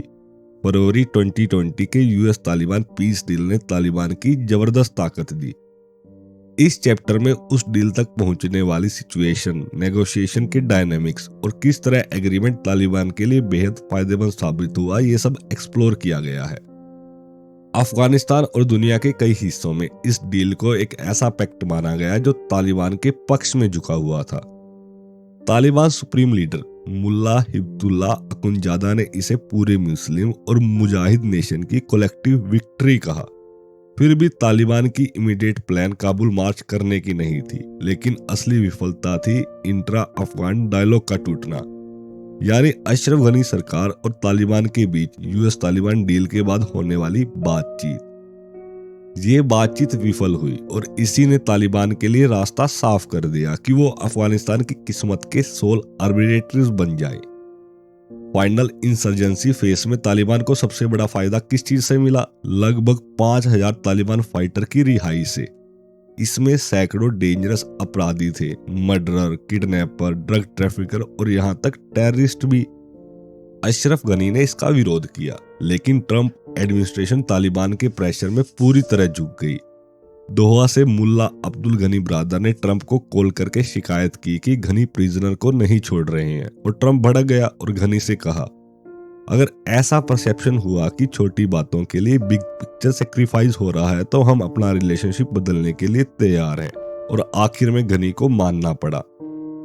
तालिबान ने अपने हिस्से का काम पहले ही कर दिया था। उन्होंने डील के अनुसार 1000 अफगान सिक्योरिटी पर्सनल रिहा कर दिए गए थे। प्रिजनर रिलीज ने तालिबान का मोरल और बढ़ा दिया। उनके बैटल फ्रंट को एक्स्ट्रा मैन पावर मिली, ठीक उसी समय जब उनको सबसे ज्यादा जरूरत थी। इंट्रा अफगान नेगोशिएशन में दोनों साइड एक दूसरे को ब्लॉक करती रही। खलील ज्यादा चाहता था कि यूएस विड्रॉल इनका आउटकम देखकर तय हो, लेकिन ट्रंप टाइमलाइन पर अड़ा रहा। बाइडेन ने उसी रास्तों को और सख्ती से फॉलो किया। जो भी तालिबान के खिलाफ थे अब वो डरने लगे, क्योंकि तालिबान की वापसी उनकी आंखों के सामने अनफोल्ड हो रही थी। कई लोग फैमिली की सेफ्टी के डर से तालिबान की मांगों के सामने झुक गए। तालिबान के मिलिट्री गेन्स और भी तेज हुए, खासकर नॉर्थ में, जहां हिस्टोरिकली उनका इन्फ्लुएंस सबसे कम था। ये सब मिलिट्री नहीं था, साइकोलॉजिकल वॉर भी था। तालिबान के लिए एक ये ह्यूज कॉन्फिडेंस बूस्ट था, उनके अपोनेंट के लिए क्रशिंग डिफीट जैसा। नॉर्थ में डिस्ट्रिक्ट्स गिरते गए, लोग सरेंडर करते गए और तालिबान अनस्टॉपेबल लगने लगा। 2020 का वो समय तालिबान और अफगानिस्तान दोनों के लिए एक भारी ट्रांजिशन का दौर था। अफगानिस्तान लगभग लीडरलेस हो चुका था। प्रेसिडेंट अशरफ घनी तेजी से क्रेडिबिलिटी और कंट्रोल खो रहे थे। दूसरी तरफ तालिबान में भी ऐसा कोई लीडर नहीं था जो मुल्ला मोहम्मद अमर जैसे करिश्मेटिक फाउंडर की जगह भर सके। उनकी मिस्टीरियस मौत 2013 में ही हो चुकी थी। मुल्ला उमर तालिबान के पहले शासक इमूर उल मोमिनी थे। 2001 में यूएस इन्वेजन के बाद तालिबान पूरी तरह काबुल से उखाड़ दिए गए और कुछ समय के लिए लगा कि तालिबान का नाम इतिहास से मिट जाएगा। लेकिन इन कठिन हालातों में भी मुल्ला अमर ने मूवमेंट को इंसर्जेंसी के रूप में रिवाइव किया। दुनिया की सबसे ताकतवर मिलिट्री कोलिशन के खिलाफ एक डेविड वर्सेस गोलियत वाली लड़ाई में, और तालिबान अपने नैरेटिव के अनुसार डेविड बनकर निकले। उनकी मौत तालिबान के लिए एक झटका था। किसी भी ऑर्डिनरी मूवमेंट की रीढ़ टूट जाती, लेकिन तालिबान ऑर्डिनरी ग्रुप कभी थे ही नहीं। उनकी डेथ 23 अप्रैल 2013 कराची के एक हॉस्पिटल में हुई। तालिबान ने इस खबर को 2 साल तक छिपाए रखा, जब तक जुलाई 2015 में अफगान इंटेलिजेंस ने इसे पब्लिक नहीं किया। मुल्ला उमर के 2 की डेप्टीज थे। मुल्ला अब्दुल घनी ब्रदर, जो को फाउंडर थे, टॉप लेफ्टिनेंट थे और बाद में उनके बहन के पति भी। दूसरे थे मुल्ला अबैदुल्ला अकुंड, फॉर्मर डिफेंस मिनिस्टर और एक ये पावरफुल कमांडर थे। उबैदुल्ला की 2010 में पाकिस्तान की जेल में हार्ट अटैक से मौत हो गई। उन पर ओसामा बिन लादेन से लिंक्स का शक था। इससे ब्रदर अमीर बनने के सबसे मजबूत कैंडिडेट बन गए। लेकिन एक समस्या थी, पाकिस्तान अब ब्रदर से खुश नहीं था। 2001 के बाद ब्रदर इंसर्जेंसी के ऑपरेशनल कमांडर थे। वो प्रैग्मेटिक थे। उन्हें समझ था कि यूएस की मौजूदगी में तालिबान सिर्फ मिलिट्री स्टेलमेट ही कर सकता है, पूरी जीत नहीं। इसीलिए ब्रदर रिकंसिलिएशन का सपोर्टर बन गए। उन्होंने सीक्रेटली प्रेसिडेंट हामिद करजाई के भाई वली करजाई से बात करनी शुरू की, लेकिन पाकिस्तान को ये बिल्कुल पसंद नहीं आया। 2010 में ब्रदर को कराची से ISI-CI ज्वाइंट ऑपरेशन में पकड़ा गया। CIA ने इस ऑपरेशन की मांग की थी। ISI को शुरू में पता भी नहीं था कि टारगेट ब्रदर है। ऑपरेशन के बाद ISI और CIA में टेंशन बढ़ गया। ISI ने CIA को ब्रदर से इंटेरोगेशन की इजाजत तक नहीं दी। पाकिस्तान के हिसाब से उसका गेस्ट उसकी परमिशन के बिना डिसीजन नहीं ले सकता था। ब्रदर को 2013 तक जेल में रखा गया, फिर ISI के गेस्ट हाउस में शिफ्ट किया गया, असल में हाउस अरेस्ट जैसा माहौल। उनके लगभग 20 करीबी साथियों को भी यही ह्यूमिलेटिंग ट्रीटमेंट दिया गया। ब्रदर बहुत कैपेबल थे। पाकिस्तान उन्हें मूवमेंट से तो दूर रखना चाहता था, लेकिन खत्म नहीं कर सकता था। उनके पंख काट दिए गए, यानी उड़ान रोक दी गई। ब्रदर साइडलाइन थे तो किस्मत मुस्कुराई 47 साल के मुल्ला मंसूर अख्तर पर। 2013 से वो तालिबान के ऑपरेशनल चीफ थे। तालिबान के रोजमर्रा के काम को वही संभाल रहे थे। उनका रिकॉर्ड बहुत शानदार नहीं था। पहले तालिबान शासन में कंधार एयरपोर्ट के सिक्योरिटी मैनेजर, एविएशन और ट्रांसपोर्टेशन मिनिस्टर, मिलिट्री इक्विपमेंट खरीदने के लिए यूरोप में एनओए। यूएन रिपोर्ट के अकॉर्डिंग उनके ड्रग ट्रैफिकिंग लिंक भी बताए जाते हैं। उन्होंने कंधार में शैडो गवर्नर की भूमिका भी निभाई थी। 2006 से 2012 तक वो पाकिस्तानी पासपोर्ट पर वली मोहम्मद नाम से दुबई और बहरीन की फ्रीक्वेंट ट्रिप्स भी करते रहे, जो आज तक एक मिस्ट्री है। मुल्ला मंसूर तालिबान लीडरशिप के टॉप चॉइसेस में सबसे पॉपुलर नाम नहीं था। उनमें न करिश्मा था, न क्लेरिकल क्रेडिबिलिटी। वो एक ऐसे आदमी के तौर पे जाने जाते थे जो पावर हंग्री था।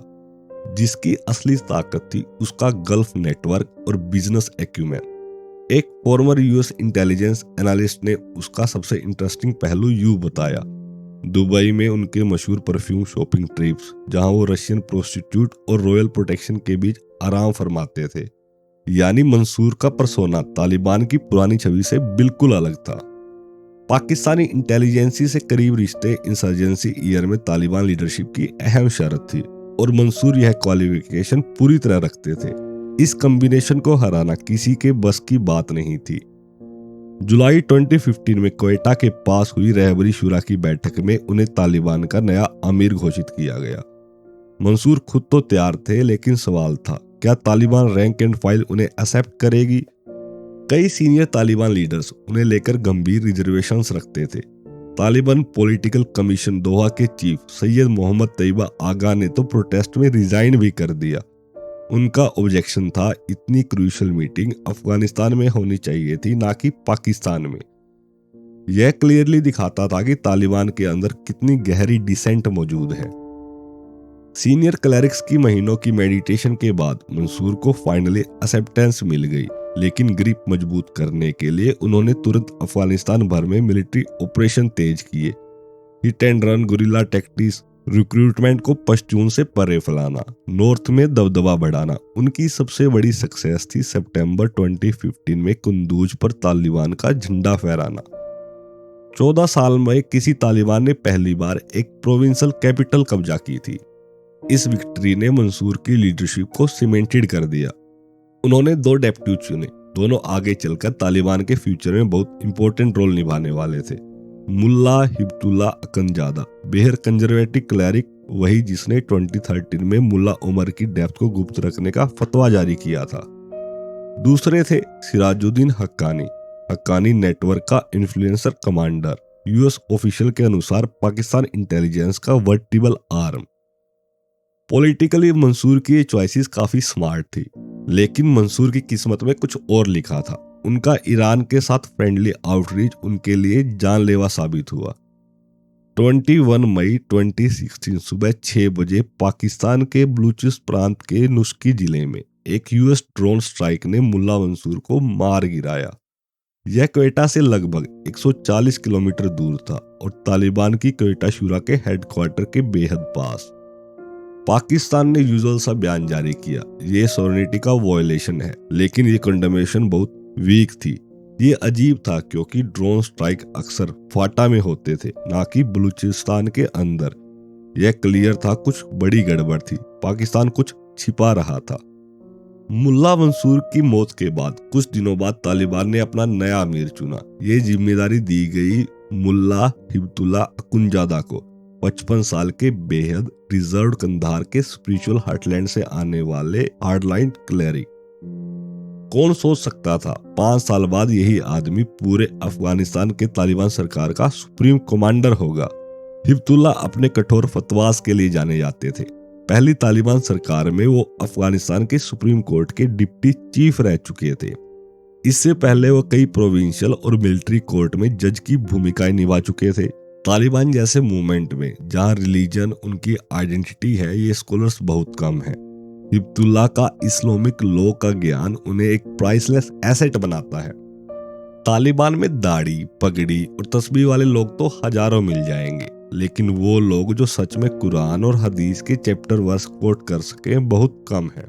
तालिबान सर्कल्स में हिब्तुल्लाह को शाइख अल हदीस कहा जाता है, एक ऐसा टाइटल जो सिर्फ उन्हीं को मिलता है जो प्रोफेट की टीचिंग का गहरी नॉलेज रखते हैं।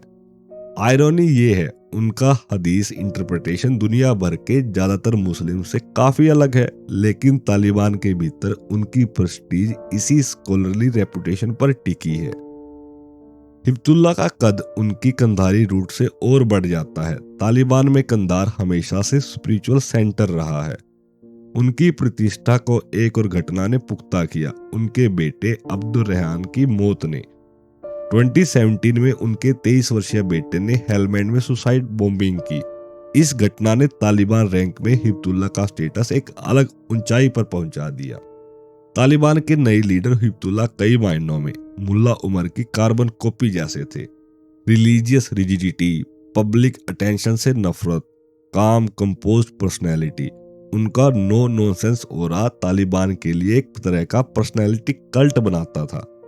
उनकी फिजिकल अपीयरेंस, टर्न चेहरा, लंबी ग्रेइश दाढ़ी उनके अंदर छिपे रिजिड वर्ल्ड वाइड से पूरी तरह मैच करती थी। जो लोग उन्हें पर्सनली जानते थे वो कहते थे वो फोटो खिंचवाना बिल्कुल पसंद नहीं करते और मोबाइल फोन चलाना भी नहीं जानते। आज की डिजिटल सर्विलेंस वाली दुनिया में ये एक तरह की सिक्योरिटी सुपर पावर है। ये ट्रेड्स ही उन्हें इतना डेंजरसली आइकॉनिक बनाते हैं। वो तालिबान का परफेक्ट स्टीरियोटाइप भी है और कॉन्ट्राडिक्शन भी। 2001 में तालिबान के काबुल से हटने के बाद हिब्बतुल्लाह ज्यादातर क्वेटा के आसपास रहे। वो क्वेटा शोरा के कोर मेंबर थे। 2013 से 16 में मुल्ला मंसूर के डिप्टी रहे। उन्होंने इंसर्जेंसी के कई अहम डिसीजन को करीब से देखा और समझा भी। हिब्बतुल्लाह का दिल बैटलफील्ड में नहीं बल्कि स्ट्रेटेजी में लगता था, इसलिए वो एक वार हीरो कम स्ट्रेटेजिस्ट ज्यादा थे। अमीर बनने से पहले वो कोयटा के पास एक छोटे से सेमिनारी चलाते थे तालिबान के फ्यूचर कार्डर को तैयार करने के लिए।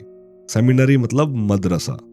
इसी ने उन्हें उनके थियोलॉजिकल रूट से जुड़े रहने के लिए सबसे प्रिय बना दिया था। उनका रिलीजियस वर्ल्ड वाइड व्यू बेहद एक्सट्रीमिस्ट था, लेकिन फिर भी वो डायलॉग और डिबेट के लिए तैयार रहते थे, यहाँ तक कि उन मुद्दों पर भी जिन पर उनकी राय बहुत कड़ी होती थी।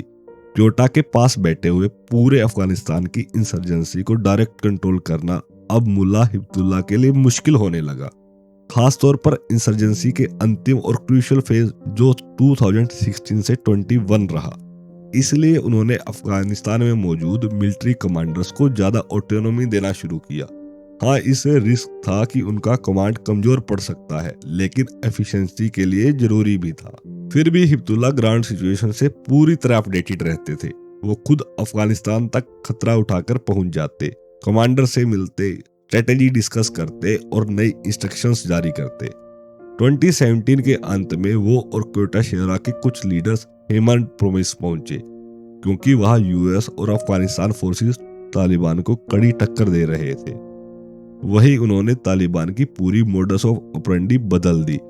रात में अफगान पोस्ट पर हमले, डायरेक्ट कॉम्बैट से बचना, गवर्नमेंट स्ट्रॉन्ग होल्ड को अवॉइड करना, शहरों में सुसाइड अटैक और टारगेटेड असैसिनेशन को बढ़ाना।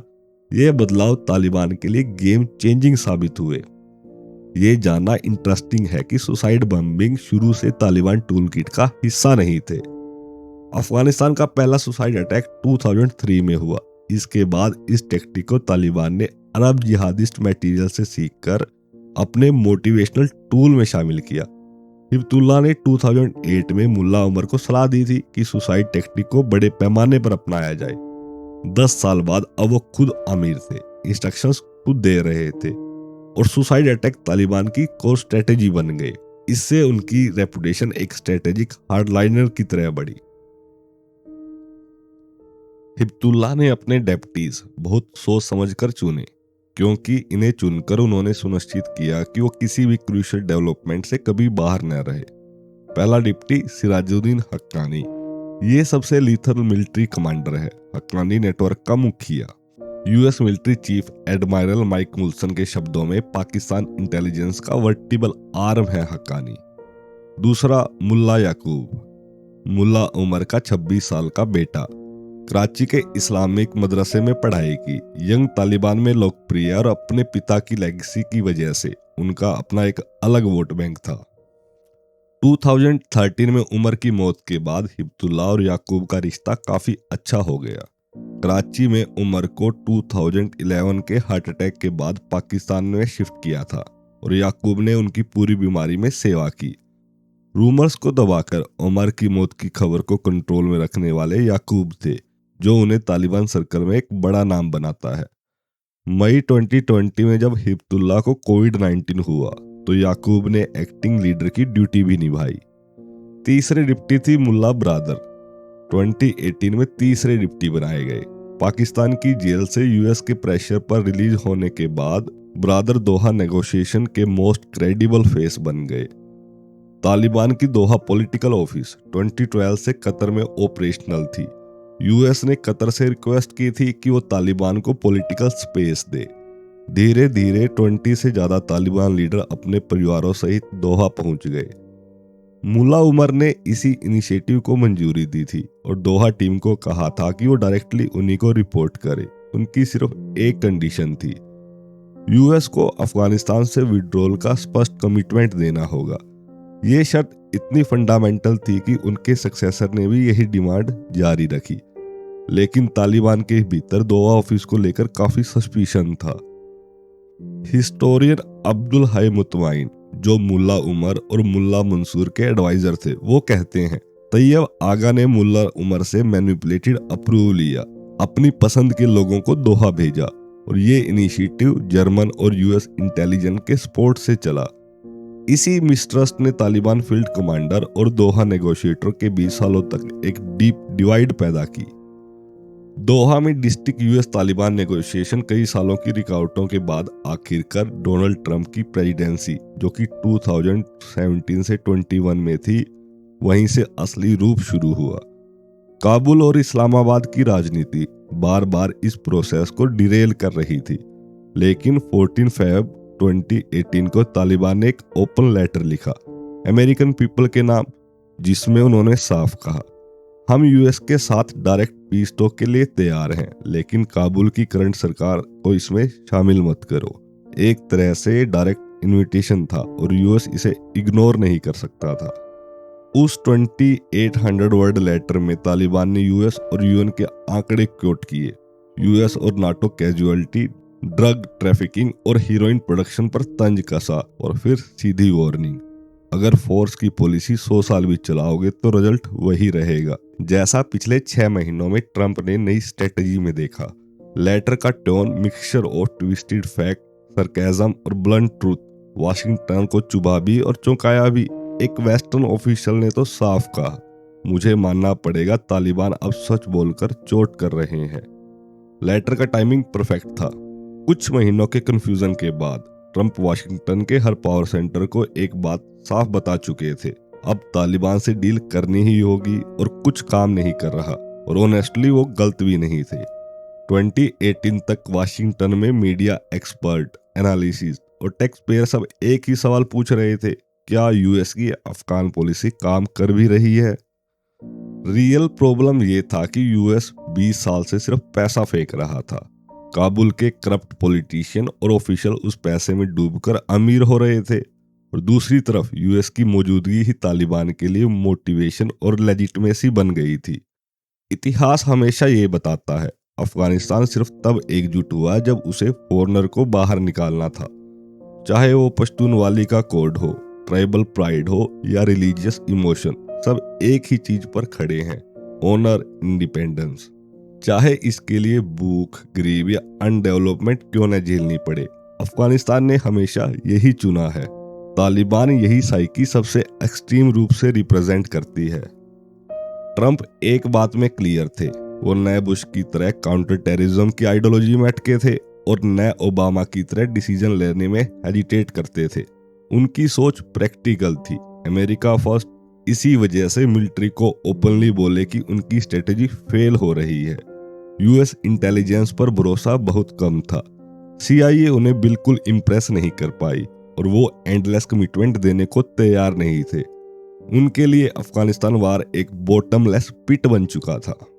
शुरुआत में प्रेसिडेंट ट्रंप ने अफगानिस्तान में एक एग्रेसिव मिलिट्री पोस्चर अपनाया। यूएस कमांडर को फुल फ्रीडम दे दी गई, तालिबान पर खुलकर हमले करो। इसके साथ साथ पाकिस्तान पर भी एक कड़ी पॉलिसी बनाई गई ताकि इस्लामाबाद तालिबान के सपोर्ट करना छोड़े।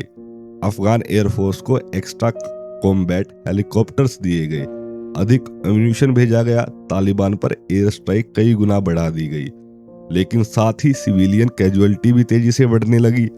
तालिबान पर दबाव तो पड़ा, लेकिन उनका सपोर्ट बेस नहीं टूटा, क्योंकि काबुल की घनी सरकार ही पुअर गवर्नेंस ने किसी को भी तालिबान से अलग होने की कोई वजह नहीं दी। इसी दौरान हिब्बुल्लाह ने स्ट्रेटेजी बदल दी। तालिबान ने सुसाइड बम्बिंग और टारगेटेड एसिसिनेशन पर ज्यादा फोकस करना शुरू किया। उन्होंने शहरों और कस्बों में सरकारी अधिकारियों को निशाना बनाया ताकि काबुल में एक नई डर की लहर फैले। ये स्ट्रेटेजी काम कर गई। Kabul frustrated, white house frustrated, लेकिन तालिबान पर कोई असर नहीं, कुछ भी काम नहीं कर रहा था। इस पूरी हलचल के बीच प्रेसिडेंट अशरफ गनी कुछ मीनिंगफुल करना चाहते थे। जून 2018 की ईद पर उन्होंने तालिबान को सीज फायर ऑफर किया। ये बोल्ड मूव था। सबको शॉक करते हुए मुल्ला हिब्बुल्लाह ने सीज फायर मान भी लिया। 3 दिनों के लिए तालिबान फाइटर को कहा गया, काबुल फोर्सेस से मत टकराना। फिर जो हुआ वो अफगानिस्तान के इतिहास में कभी नहीं देखा। आम लोग, तालिबान, पुलिस वाले सभी एक साथ ईद मना रहे थे। सब साथ खाना, दुआ, बातें एक जगह पर। मीडिया पागल हो गया। हर चैनल, हर फ्रंट पेज पर तालिबान के विजुअल थे। एक पल को लगा लकीरें मिट गई, पीस पॉसिबल है। लेकिन ये शांति बस 3 दिन की थी। तालिबान ने लोगों से आसान बातचीत करके एक इम्पोर्टेंट संदेश दिया, हम यूनाइटेड हैं और अपनी रैंक्स को कंट्रोल कर सकते हैं। यह बातें वाशिंगटन डीसी तक पहुंच रही थी और ट्रंप इस डील को लेकर बेहद इम्पेशेंट थे। 3 दिन बाद घनी ने सीज फायर बढ़ाने का ऐलान किया, लेकिन तालिबान स्पोक्सपर्सन जबीहुल्लाह मुजाहिद ने साफ कहा, हम अपने ऑपरेशन फिर से शुरू करेंगे, फॉरेन इन्वेडर और उनके पपेट के खिलाफ। तालिबान के लिए सीज फायर के 2 बड़े फायदे थे। पूरे देश में पब्लिक गुडविल मिल गई। यूएस को पब्लिकली दिखा दिया कि तालिबान एक कोहेसिव फोर्स है और उन पर लीडरशिप का पूरा कंट्रोल है। वाशिंगटन ध्यान से सुन रहा था। ट्रंप बार बार कह रहे थे, वेयर इज माई डील, क्योंकि अगर डील हो जाए तो अमेरिका को अफगानिस्तान में हर साल 27 बिलियन खर्च नहीं करने पड़ेंगे।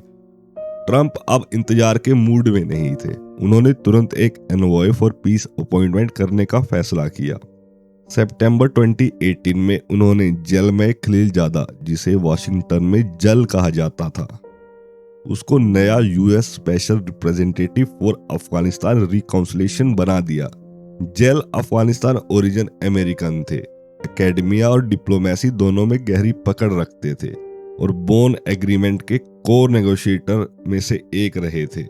और ये बोन एग्रीमेंट क्या है? ये वही एग्रीमेंट है जो 9/11 के बाद अफगानिस्तान के साथ हुआ, आफ्टर तालिबान के जाने के बाद। इसी ने उस नए अफगानिस्तान की नींव रखी थी। वो यूएस अफगानिस्तान पॉलिसी बनाने में पहले से गहरे तक इन्वॉल्व थे, इतना कि कभी कभी अफगानिस्तान का प्रेसिडेंट बनने के सपने भी देख लेते थे। उनकी एम्बिशन साफ महसूस होती थी, एनर्जेटिक, टायरलेस और पॉलिटिकल शार्प। ये जॉब उन्हीं के लिए खास बनी थी। जेल को मैंडेट सिंपल था, तालिबान के साथ पीस डील करो और सिर्फ 9 महीने में। बस यूएस का स्टेट बिल्डिंग इन अफगानिस्तान वाला रोमांटिक ड्रीम अब अपने अंत पर था। बुरी तरह थका हुआ, टूटा हुआ और बहुत महंगा। 2 दशक, tens of billion of dollar और काउंटलेस सेक्रीफाइसेस। अब इसे छोड़ने का टाइम आ गया था। कई लोगों के लिए अचानक लगा, लेकिन सच ये था, ड्रीम पहले ही धीरे धीरे मर चुका था। जो लोग तालिबान से लड़े थे या रीबिल्डिंग में लगे थे, उनके लिए यह तरीका दर्दनाक था और एक टॉर्चर्स गुड बाय। फिर भी जेल को हर तरफ से सपोर्ट मिली, डिप्लोमेट्स, जनरल्स, इंटेलिजेंस ऑफिसर और पॉलिटिशियन। बस एक चीज अनक्लियर थी, जेल कितनी दूर जाने को तैयार है और उन्हें कितनी छूट एक्चुअल में दी गई है। जेल अब 4 शहरों के बीच शटल बन गए, दोहा, काबुल, इस्लामाबाद और वाशिंगटन। हर जगह ये मैसेज फैलाना था, आप भी इस पीस प्रोसेस का हिस्सा हैं। सिवाय काबुल गवर्नमेंट के, वो शुरू से ही इस प्रोसेस में अनवांटेड गेस्ट थे। दोहा सेंटर स्टेज बन चुका था, वहीं यूएस तालिबान की डायरेक्ट बातचीत चल रही थी। तालिबान नेगोशिएटर भी अब कतर एयरवेज के रेगुलर फ्लायर्स बन गए, लेकिन उनकी उड़ानें छोटी थी, दोहा से इस्लामाबाद और इस्लामाबाद से दोहा। क्योंकि वहीं से तालिबान शूरा और मुल्ला हिब्तुल्लाह उनको इंस्ट्रक्शंस भेजते थे। यूएस टीम इस सेटअप से खुश थी क्योंकि टॉप तालिबान लीडरशिप की इन्वॉल्वमेंट के बिना कोई डील प्रैक्टिकली मीनिंगफुल नहीं होती। अमेरिकन्स के दिमाग में एक बड़ा सवाल था, क्या तालिबान इंटरनली यूनाइटेड है या फैक्शंस में बटे हुए हैं? अगर तालिबान फर्मेंटेड है तो कोई भी डील जमीन पर टिक नहीं पाएगी। यूएस को सबसे संवेदनशील सवाल का जवाब चाहिए था, क्या अफगानिस्तान के फील्ड कमांडर केटा और दोहा वाले लीडर्स की बात मानेंगे? जब तालिबान लीडरशिप ने ग्राउंड में अपने कमांडर से पूछा तो शॉकिंग रिजल्ट आया। 50% बोले हाँ पीस डील स्वीकार है, 50% बोले नहीं हम लड़ाई जारी रखना चाहते हैं।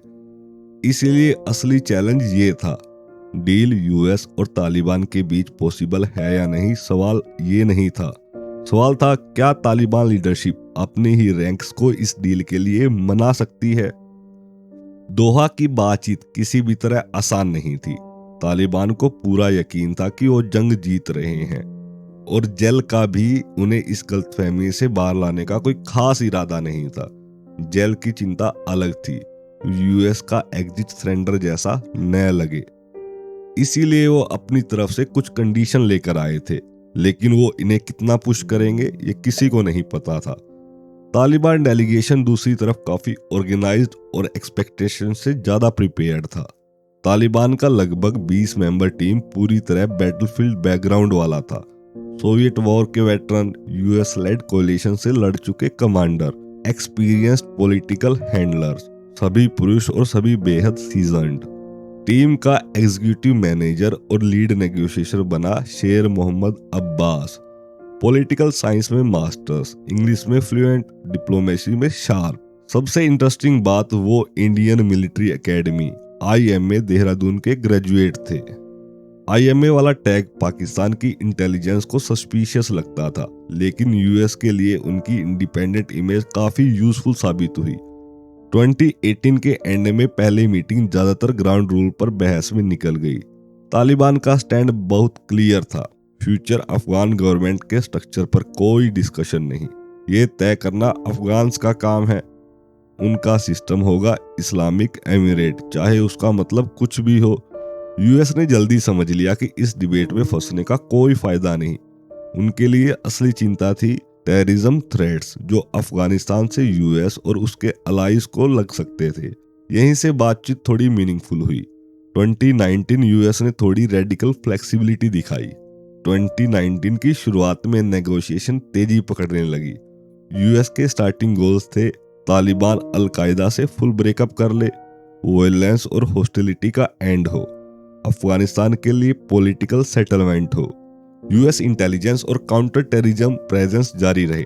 वहीं तालिबान के गोल थे यूएस पूरी तरह से विड्रॉल करे। सबसे पहले और सबसे ऊपर यही मांग थी। विड्रॉल के बाद अफगानिस्तान पर अपनी मॉडल गवर्नमेंट लागू करना। ये बात वो दिल में रखते थे पर बताते नहीं थे। जिन्हें यह अंदाजा नहीं था वो तालिबान को समझ ही नहीं पाए। तालिबान बार बार कहते रहे यूएस ट्रूप्स जल्दी और पूरी तरह निकल जाए। जेल शुरुआत में सिर्फ ग्रेजुअल विड्रॉल पर तैयार हुए। इसके बदले तालिबान को यह वादा करना था, अफगानिस्तान की जमीन से कोई भी इंटरनेशनल टेरर अटैक यूएस या उसके अलाइज पर नहीं होगा। पाकिस्तान पर भी प्रेशर डाला गया कि वो तालिबान को फास्ट मूव करने पर मजबूर करे, लेकिन पाकिस्तान को कोई जल्दी नहीं थी, क्योंकि तालिबान डोमिनेटेड अफगानिस्तान का मतलब था इंडिया की इन्फ्लुएंस को खत्म होना, पाकिस्तान का लॉन्ग टर्म स्ट्रेटेजिक विन। उनकी पॉलिसी काम कर रही थी तो वो जल्दी क्यों करते। जेल ने पाकिस्तान से एंगेजमेंट बढ़ाई, मिलिट्री और सिविलियन दोनों से रेपो बनाया। एक सीनियर पाकिस्तान डिप्लोमेट के मुताबिक यूएस टीम पाकिस्तान को मेजर स्टिकिंग पॉइंट तो ब्रीफ करती थी, लेकिन पाकिस्तान को वास्तविक और फुल अपडेट तालिबान के अंदर बैठे उनके अपने सोर्स देते थे। इससे पाकिस्तान अपनी स्ट्रेटेजी आराम से शेप कर रहा था। जनवरी 2019 में एक ऐसा फैसला हुआ जिसने पूरे नेगोशिएशन का रास्ता ही बदल दिया। US secretary of state Michael Pompeo ने जेल को एक सरप्राइजिंग ग्रीन सिग्नल दे दिया। तालिबान के साथ यूएस फोर्स को 0 तक विड्रॉल करने की डील नेगोशिएट करो। तालिबान के साथ यूएस फोर्स को 2020 तक विड्रॉल करने की डील को नेगोशिएट करो। इसके साथ काबुल लेड टॉक्स को पोस्टपोन कर दिया गया। अफगानिस्तान में यूएस इंटेलिजेंस या काउंटर टेररिज्म फोर्सेस का लॉन्ग टर्म प्रेजेंस ड्रॉप कर दिया। ये सब ट्रंप का सीधा डिक्टेट था, इसमें कोई शक नहीं। ये तालिबान की सबसे बड़ी मांग थी और इसे मानकर यूएस ने अपनी नेगोशिएटिंग लिवरेज खुद ही कम कर दी। ये एक तरह से यूएस प्रोजेक्ट इन अफगानिस्तान का डेथ सर्टिफिकेट था, साइलेंट, पेनफुल लेकिन रियल। लगता है जेल धीरे धीरे ये ऑफर देना चाहते थे, लेकिन ट्रंप ने एक बार में ही सब खोल दिया। फिर भी जेल ने कोशिश की, काबुल के साथ पॉलिटिकल सेटलमेंट, तालिबान से सीज फायर, लेकिन अब्बास ने इन्हें पहले ही सीधे रिजेक्ट कर दिया। उन्होंने तालिबान टीम को बताया यूएस पूर्ण विड्रॉल पर रेडी है। तालिबान कैंप में लिटरली जश्न मनाया गया। तालिबान ने यूएस के मोटिव जल्दी समझ लिए। कुछ ही दिनों में उन्होंने यूएस को ऑफर दिया, हम एक्सटर्नल टेररिज्म रिनाउंस करेंगे और आप जो एनफोर्समेंट मैकेनिज्म चाहे हम इंप्लीमेंट करेंगे। ये छोटा वादा नहीं था, लेकिन तालिबान को पूरा विश्वास था अब पावर हमारे हाथ में होगी। काबुल के रूलर्स अब पावरलेस होने वाले थे और यूएस को अब इसकी परवाह भी नहीं रही थी। उनकी बस एक लालसा थी, एग्जिट। डील अभी दूर थी, लेकिन काबुल इस उम्मीद में बैठा था कि उन्हें भी दोहा में बुलाया जाएगा। तालिबान साफ बोल चुके थे, जब तक यूएस से डील फाइनलाइज नहीं होती हम काबुल से बात नहीं करेंगे। ये शर्त यूएस ने जुलाई 2018 में ही मान ली थी। इससे तालिबान को इमेंस पॉलिटिकल लेजिटिमेसी मिली, बिल्कुल मुफ्त में। यूएस पब्लिकली तालिबान को एक ऐसे एक्टर की तरह ट्रीट कर रहा था जो पूरे अफगानिस्तान का भाग्य तय करेगा। तालिबान ने काबुल से बातचीत का वादा जरूर किया, लेकिन इतनी देरी से कि काबुल की लिवरेज लगभग खत्म हो गई। 2019 बातचीत का सबसे क्रूशियल साल था। टॉक्स तेजी से बढ़ रही थी। काबुल अनकंफर्टेबल था, लेकिन यूएस और तालिबान टनल के एंड में लाइट देखने लगे थे। नेगोशिएशन टेबल का नया चेहरा था मुल्ला ब्रादर, सॉफ्ट स्पोकन, रैशनल और रिस्पेक्टेड। बहुत से तालिबान कमांडर उन्हें डीपली रिस्पेक्ट करते थे। उन पर पाकिस्तान का भी ज्यादा असर नहीं माना जाता था, और सबसे बड़ी बात थी वो खुद बातचीत आधारित समाधान के बिलीवर थे। उनकी काम और बैलेंस्ड अप्रोच ने यूएस को भरोसा दिलाया कि वो असली तालिबान लीडरशिप को रिप्रेजेंट करते हैं। ये बहुत जरूरी था, क्योंकि तालिबान कोहिजन यूएस की सबसे बड़ी चिंता थी। तालिबान टीम ने अपनी क्रेडिबिलिटी बढ़ाने के लिए कुछ बड़े नाम जोड़े। सबसे स्ट्राइकिंग एडिशन थे वो 5 लोग जो 2014 में ग्वांटो बे से रिलीज हुए थे इन exchange for US soldier sergeant Bowe Bergdahl. वो 5 आदमी थे: Mullah Fazl Mazloom, ex top army commander; Noorullah Noori, former Balkh commander; Mullah Khairullah Khairkhwa, ex governor और एक्स इंटीरियर मिनिस्टर; चौथे थे Abdul Haq Wasiq, ex Taliban deputy intelligence minister; और आखिरी Mohammad Nabi Omari, accused of Al-Qaeda links. कई एक्विजिशन बहुत बड़ा चढ़ा के पेश किए थे, लेकिन एक सच था जो अनडिनाएबल था। इन लोगों ने 12 से 14 साल ग्वांटानामो प्रिजन में कठोर यातनाएं झेली थी। उनकी बिटरनेस, टफनेस तालिबान में उन्हें एक कल्ट स्टेटस देती थी। इसके अलावा क्वेटा शूरा के chief of staff Amir Khan Muttaqi को जोड़ा गया, जिससे तालिबान रैंक एंड फाइल और भी एनर्जाइज्ड हो गई। ये सब मिलकर तालिबान टीम को पॉलिटिकली और साइकोलॉजिकली काफी मजबूत बना गए। मिड मार्च 2019 में दोहा में एक ऐसी मीटिंग हुई जिसे देखना किसी भी हिस्टोरियन का सपना होता है। एक तरफ तालिबान नेगोशिएटर, कुछ पूर्व ग्वांटानामो इनमेट्स, कुछ जो पाकिस्तान की जेलों में रह चुके थे, कुछ मॉडरेट फेसेस और कुछ ऐसे लोग जो सरप्राइजिंगली कम्युनिकेटिव थे, और दूसरी तरफ US diplomats, US intelligence officials, और सबसे आगे बैठे थे general Austin S Miller, America और नाटो फोर्सेस के कमांडर, जो तालिबान को सिर्फ फाइटर समझ रहे थे। वो शॉक हो गए। तालिबान पूरे डिसिप्लिन में था, कोई इंटरप्ट नहीं कर रहा था, कोई एक दूसरे की बात नहीं काट रहा था। सब साफ, कंसाइज और रिस्पेक्टफुल टोन में बात कर रहे थे। ऐसा तालिबान शायद दुनिया ने पहले नहीं देखा। जनरल मिलर का स्टेटमेंट, वो लाइन जिसने सबको रोक दिया। एक पॉइंट पर जनरल मिलर ने तालिबान से कहा, we could keep fighting, killing each other और together we could kill ISIS। कमरे में एक पल के लिए कंप्लीट साइलेंस छा गया। ये बात किसी ने एक्सपेक्ट नहीं की थी। ये एक मेजर शिफ्ट था और साफ संकेत था, पीस डील अब पॉसिबल है। ब्रादर और जेल का हल्का फुल्का मजाक करना भी कमरे का माहौल नरम कर रहा था। 2019 के बीच दोनों पक्ष 7 राउंड कंप्लीट कर चुके थे, कई बड़े मुद्दे निपट चुके थे, लेकिन अचानक तालिबान कुछ क्रूशियल पॉइंट पर बैक ट्रैक करने लगा। सबसे पहले अलकायदा पर उनका टोन बदलने लगा।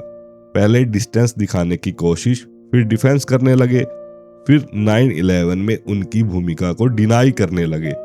US टीम ने जो से पुश बैक किया। तब तालिबान ने फिर से कहा, हम अलकायदा को अफगान सोइल मिसयूज नहीं करने देंगे, लेकिन अब वे काबुल के साथ सेटलमेंट वाली बात फिर से टालने लगे। एक व्यक्ति जो उन बैठकों में मौजूद था, उसने बताया, वो कमरे में इस सोच के साथ गया था कि तालिबान एग्रेसिव होंगे, इलिटरेट होंगे, शायद ठीक से बोल भी नहीं पाते हों, लेकिन जो उसने देखा उसने उसे हैरान कर दिया। उनका डिसिप्लिन, क्लैरिटी, आपस में रिस्पेक्टफुल इंटरेक्शन और क्लियर आर्ग्यूमेंट। उसने कहा, they were nothing like what I imagine. Meanwhile Kabul में घनी रियलिटी से बिल्कुल कटा हुआ था। काबुल में अशरफ गानी पूरी तरह आउट ऑफ टच हो चुके थे।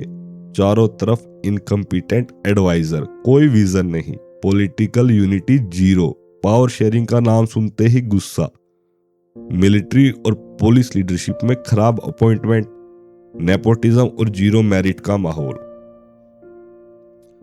2017 और 18 में उन्होंने 5000 इनकम्पिटेंट ऑफिसर को रिटायर करने की कोशिश की, लेकिन अब बहुत देर हो चुकी थी। सिक्योरिटी इंस्टीट्यूशन अंदर से सड़ चुके थे। घनी ने फरवरी 2018 में तालिबान को अनकंडीशनल टॉक ऑफर की, उन्हें पॉलिटिकल पार्टी तक कहने की कोशिश की, लेकिन तालिबान ने साफ कहा, काबुल इलेजिटिमेट है, हम सिर्फ US से बात करेंगे। उधर जल अब घनी पर भरोसा खो चुका था और इनडायरेक्टली काबुल को भी साइडलाइन कर रहे थे। ये पूरा प्रोसेस सिर्फ वार एंडिंग नेगोशिएशन नहीं थी, ये थी personality clashes, policy U turn, ego battle और ब्रादल जल जैसे strange but productive alignments. Hotel के rooms, group chat, late night session, सब एक बड़े पजल का हिस्सा थे। सच्चाई तो ये थी, वार की शुरुआत जैसे हुई वैसे ही खत्म हो रही थी। पावर की लड़ाई, गलत अलायंसेस और अफगान वार की पहचान, फॉरेनर को न समझने की गलती। पॉलिटिक्स वही थी जो हमेशा होती है, पावर की ऑल आउट स्ट्रगल। हिस्ट्री में अनगिनत एग्जाम्पल्स मिलते हैं जहां पर्सनल रिलेशनशिप इंटरनेशनल पॉलिटिक्स को पूरी तरह बदल देते हैं। अमेरिका की सबसे लंबी वॉर का एंड भी इसी कैटेगरी में आता है। सब जानते थे जो जेलमी खलीलजादा और अशरफ गनी एक दूसरे को पसंद नहीं करते थे, लेकिन ये पहली बार नहीं था जब दोनों एक साथ काम कर रहे थे। यूं कह लो, साथ और अलग दोनों तरह से। दोनों एक दूसरे को 50 से ज्यादा साल से जानते थे। जेल की जॉब थी गनी को अपडेट्स देना, लेकिन जैसे जैसे दोहा टॉक्स आगे बढ़ती गई, जेल की इंफॉर्मेशन सीमित होती गई। यही घनी ने अपनी लाइफ की सबसे बड़ी मिस्टेक कर दी। उन्होंने सोच लिया कि US कभी अफगानिस्तान नहीं छोड़ेगा। जब तक US प्रेजेंट रहेगा वो खुद भी रेलिवेंट बने रहेंगे। जेल ने उन्हें भ्रम में रहने दिया और खुद बाकी सभी से मिलते रहे ताकि अमेरिका जितनी जल्दी हो सके वहां से निकल सके। घनी और जेल पहली बार लगभग 1965 में मिले थे, US के एक एक्सचेंज प्रोग्राम में। फिर दोनों अमेरिकन यूनिवर्सिटी ऑफ बेरूट में मिले, मिडल ईस्ट की सबसे प्रेस्टिजियस यूनिवर्सिटीज में से एक। लेट 1970s में अफगानिस्तान क्राइसिस बढ़ने लगा तो दोनों US माइग्रेट हो गए। जेल ने अपनी पढ़ाई की यूनिवर्सिटी ऑफ शिकागो में, वहां से उन्होंने PhD की। वहीं घनी भी कोलंबिया यूनिवर्सिटी से कल्चरल एंथ्रोपोलॉजी में PhD। वहीं अशरफ गनी गए कोलंबिया यूनिवर्सिटी में, वहां से उन्होंने कल्चरल एंथ्रोपोलॉजी में PhD की। कुछ साल बाद जेल भी कोलंबिया में प्रोफेसर बनकर पहुंच गए। दोनों को हमेशा लगता था कि उनके राहें बार बार मिलेंगी, लेकिन वो नहीं जानते थे कि ये रिश्ता एक दिन कितनी कैटास्ट्रोफिक डायरेक्शन में जाएगा। उनका background similar, education solid, experience rich, लेकिन पर्सनैलिटी बिल्कुल अपोजिट। अशरफ गनी एक सोशलिस्ट लीनिंग, इंट्रोवर्ट और रिजिड किस्म के व्यक्ति थे। वहीं जेल कैपिटलिस्ट ओरिएंटेड, एक्सट्रोवर्ट, फ्लेक्सिबल, बिल्कुल उल्टे। जैसा कि न्यूयॉर्क टाइम्स के जर्नलिस्ट मुजीब मशाल ने कहा, उनकी काम करने की सोच हमेशा फंडामेंटली टकराती रही। वही टकराव अब अफगानिस्तान की क्राइसिस में भी दिख रहा था। घनी चाहते थे कि वो तालिबान से नेगोशिएट करे, जेल चाहते थे कि यूएस और तालिबान सीधा डील करे। दोनों सोचते थे कि उनकी अप्रोच सही है। जेल का एडवांटेज था कि तालिबान उसे एनिमी जैसा नहीं देखते थे। फेयरनेस से देखे, जेल शायद इस रोल के लिए परफेक्ट थे। कुछ लोग कहते हैं कि उन्होंने तालिबान की डिमांड ज्यादा मान ली, लेकिन सच ये है कि तालिबान किसी और अमेरिकन से इतना आगे जाकर बात ही नहीं करता। क्योंकि जेल उनकी तरह दिखते थे। उनका लहजा, उनकी भाषा, उनका ओरिजिन सब तालिबान को अनफेमिलियर नहीं लगता था। उनके लिए जेल एनिमी फेस नहीं थे। ये एक उनका ह्यूज एडवांटेज था। जब यूएस और तालिबान अभी भी बहस कर रहे थे, एक पैरेलल ट्रैक चुपचाप तैयार होने लगा। प्लान था इंट्रा अफगान कॉन्फ्रेंस, जो कि नॉर्वे में होना था, यानी काबुल तालिबान डायरेक्ट टॉक्स। ये एंगेजमेंट का सबसे डिफिकल्ट और क्रूशियल पार्ट माना जा रहा था। तालिबान जानते थे कि असली डील यूएस के साथ है, इसीलिए उन्होंने अफगान सिविल सोसाइटी से सिर्फ इनफॉर्मल बातचीत शुरू की, वो भी दोहा में, हाफ हार्टेड लेकिन कैलकुलेटेड तरीके से। डिप्लोमेसी या नेगोशिएशन की कोई भी औपचारिक ट्रेनिंग नहीं थी, लेकिन उनका हर मूव श्रूड, थ्रोट आउट और स्ट्रेटेजिक था। जुलाई 2019 की एक इनफॉर्मल बातचीत में तालिबान नेगोशिएटर और करीब 40 अफगान सिटीजन, जिनमें वुमेन भी थी, आमने सामने बैठे थे। कुछ अफगान ऑफिशियल भी इस डायलॉग में शामिल थे। कन्वर्सेशन के बीच ही एक महिला पार्टिसिपेंट को अचानक खबर मिली कि गजनी में एक स्कूल पर टेररिस्ट अटैक हुआ है। उसके 2 छोटे ऑर्फन नेफ्यू 7 और 8 साल के थे, जो वो घायल हो गए हैं। उन बच्चों के पिता पहले ही वॉयलेंस में मारे जा चुके थे और दादी उन्हें वॉयलेंस से दूर ले गई थी, यही सोचकर कि वहां स्कूल सेफ होगा। लेकिन वही स्कूल तालिबान ने टारगेट कर दिया। खबर सुनकर वो टूट गई। रोते रोते उसने तालिबान से सीधा सवाल पूछा, why are you killing us? ये सवाल कमरे में बिजली की तरह गिरा और उसके हैरानी की बात है, उसने देखा कि तालिबान नेगोशिएटर में से कई उदास हो गए। वो भी पेरेंट्स थे, उनके भी बच्चे थे। डायलॉग खत्म होने से पहले तालिबान नेगोशिएटर ने अनप्रेसिडेंट कदम उठाया। उन्होंने ज्वाइंट पब्लिक स्टेटमेंट में एग्री किया कि सिविलियन कैजुअलिटी को 0 तक लाने की कोशिश की जाएगी। ये स्मॉल स्टेप्स दोनों साइड के लिए कॉन्फिडेंस बिल्डिंग मेजर का काम कर रहा था। जेल को भी लगने लगा कि तालिबान इवेंचुअली काबुल गवर्नमेंट से इंपॉर्टेंट टॉक्स करेंगे। उस वक्त ये उम्मीद रीजनेबल लग रही थी। सितंबर 2019 तक एक ड्राफ्ट अकॉर्ड तैयार हो चुका था। इतनी पॉजिटिव हवा थी कि प्रेसिडेंट ट्रंप ने कैंप डेविड में डील साइनिंग सेरेमनी की भी तैयारी करा दी। अशरफ घनी भी बुलाए गए। तालिबान भी तैयार किए जा रहे थे, लेकिन ना तालिबान खुश थे ना घनी। सबसे बड़ा धक्का यूएस कांग्रेस की तरफ से आया। विरोध इतना बड़ा कि कैंप डेविड प्लान वहीं खत्म हो गया। ड्राफ्ट लीक हुआ जिसमें लिखा था यूएस विड्रॉल मार्च अप्रैल 2021 तक पूरा होगा, लेकिन कुछ बातें दोनों साइड पब्लिक नहीं करना चाहती थी। पहली, तालिबान का कमिटमेंट। यूएस ट्रूप्स को सेफ पैसेज देना अमेरिकी लोगों के लिए सेंसिटिव बात थी।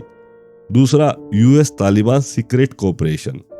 तालिबान और यूएस मिलकर आईएसआईएस के और आईएस के खिलाफ ऑपरेशन करेंगे। ये आईएसआईएस के क्या है? ये जो इराक की आईएसआईएस है उसी का एक पार्ट अफगानिस्तान के अंदर है। इसमें शामिल मोस्टली लड़ाके तालिबान से ही आए हैं, जो और ज्यादा कट्टर विचार के थे। ये तालिबान की पब्लिक इमेज के लिए बेहद डैमेजिंग हो सकता था, इसलिए ये हिस्से सीक्रेट रखे गए। कुछ बातें लीक हुई और यूएस पॉलिटिक्स में बवाल मच गया। सीनेटर लैंडसी ग्रैम और जनरल जैक कीन ने वाशिंगटन पोस्ट में लिखा, US must not outsource its security to the Taliban. अगर हम फ्रस्ट्रेशन में तालिबान छोड़ते हैं तो हम एक और 9/11 का रास्ता खोलेंगे। नेगोशिएशन तेज थे, लेकिन बैटलफील्ड भी उतना ही एक्टिव था। तालिबान पीस की बात भी कर रहे थे और अटैक भी करते जा रहे थे। ये दो पॉसिबिलिटीज लग रही थी। स्ट्रेटेजी ताकत दिखाकर टेबल पर लेवरेज बढ़ाना, कमांड इश्यू नेगोशिएटर का फील्ड कमांडर्स पर पूरा कंट्रोल ना होना। अमेरिकन टीम के मन में यह शक जिंदा था, पर दोहा में तालिबान की बार्गेनिंग पावर बढ़ती जा रही थी। वेस्टर्न एनालिसिस का एक हिस्सा ये इग्नोर करता था कि तालिबान अटैक्स पार्टली रिएक्शन भी थे। यूएस और Afghan forces Taliban strong hold पर हेवी एयर स्ट्राइक कर रहे थे। सबसे ज्यादा गुस्सा CIA स्पॉन्सर्ड नाइट रेड्स पर था, जो अफगान और यूएस मिलिट्री चेन से बाहर ऑपरेट करते थे। इन रेड्स ने तालिबान से ज्यादा कॉमन अफगान्स को नाराज किया। ISK की तरफ से होने वाली सुसाइड बम्बिंग ने क्राइसिस को और ज्यादा कॉम्प्लिकेटेड कर दिया।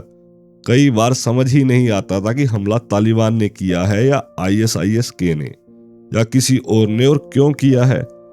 आम अफगान लोग अब गिनती भी भूल चुके थे, कौन दोस्त कौन दुश्मन, ये पहचानने की ताकत भी खत्म हो चुकी थी।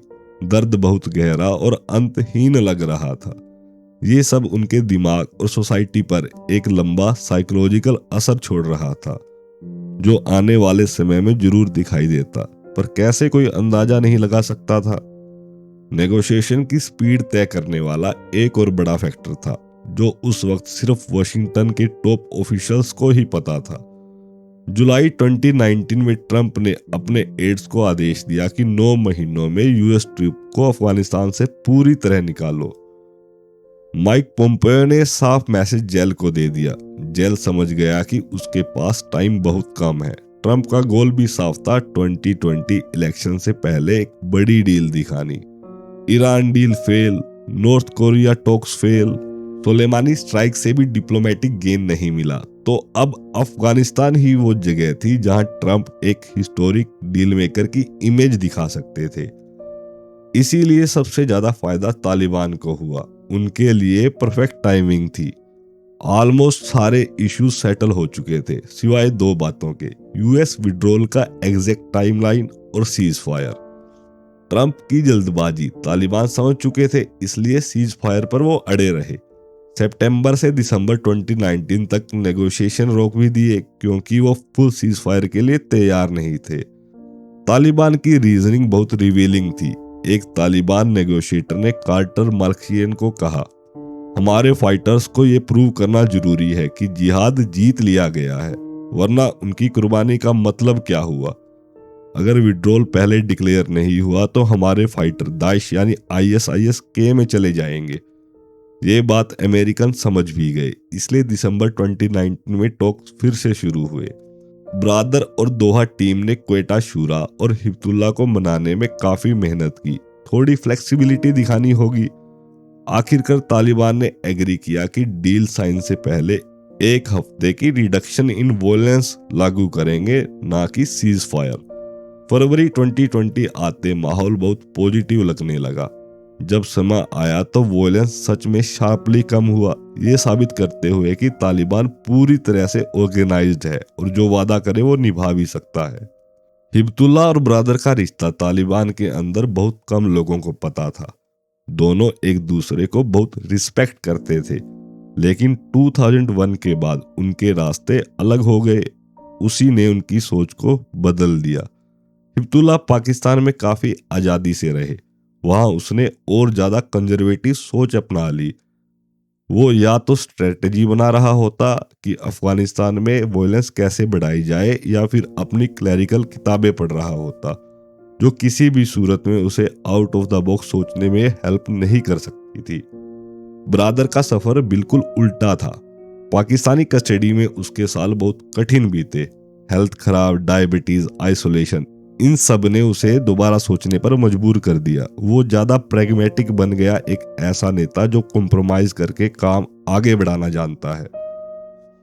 तालिबान के अंदर कंजर्वेटिव लोग मूवमेंट की आइडियोलॉजिकल बैकबोन थे। हिब्बतुल्लाह को हमेशा उन्हें खुश भी रखना पड़ता था, साथ ही फील्ड कमांडर्स को भी संभालना पड़ता था।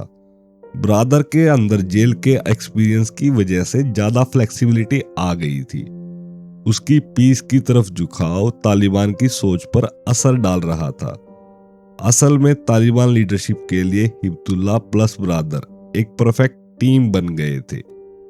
जल भी बताता है, ब्रादर से बात करना आसान था। वो छोटे मुद्दों पर फ्लेक्सिबल था, लेकिन कोई भी बड़ा मुद्दा आते ही वो हमेशा कहता, मैं हिब्बतुल्लाह से गाइडेंस लेकर बताऊंगा।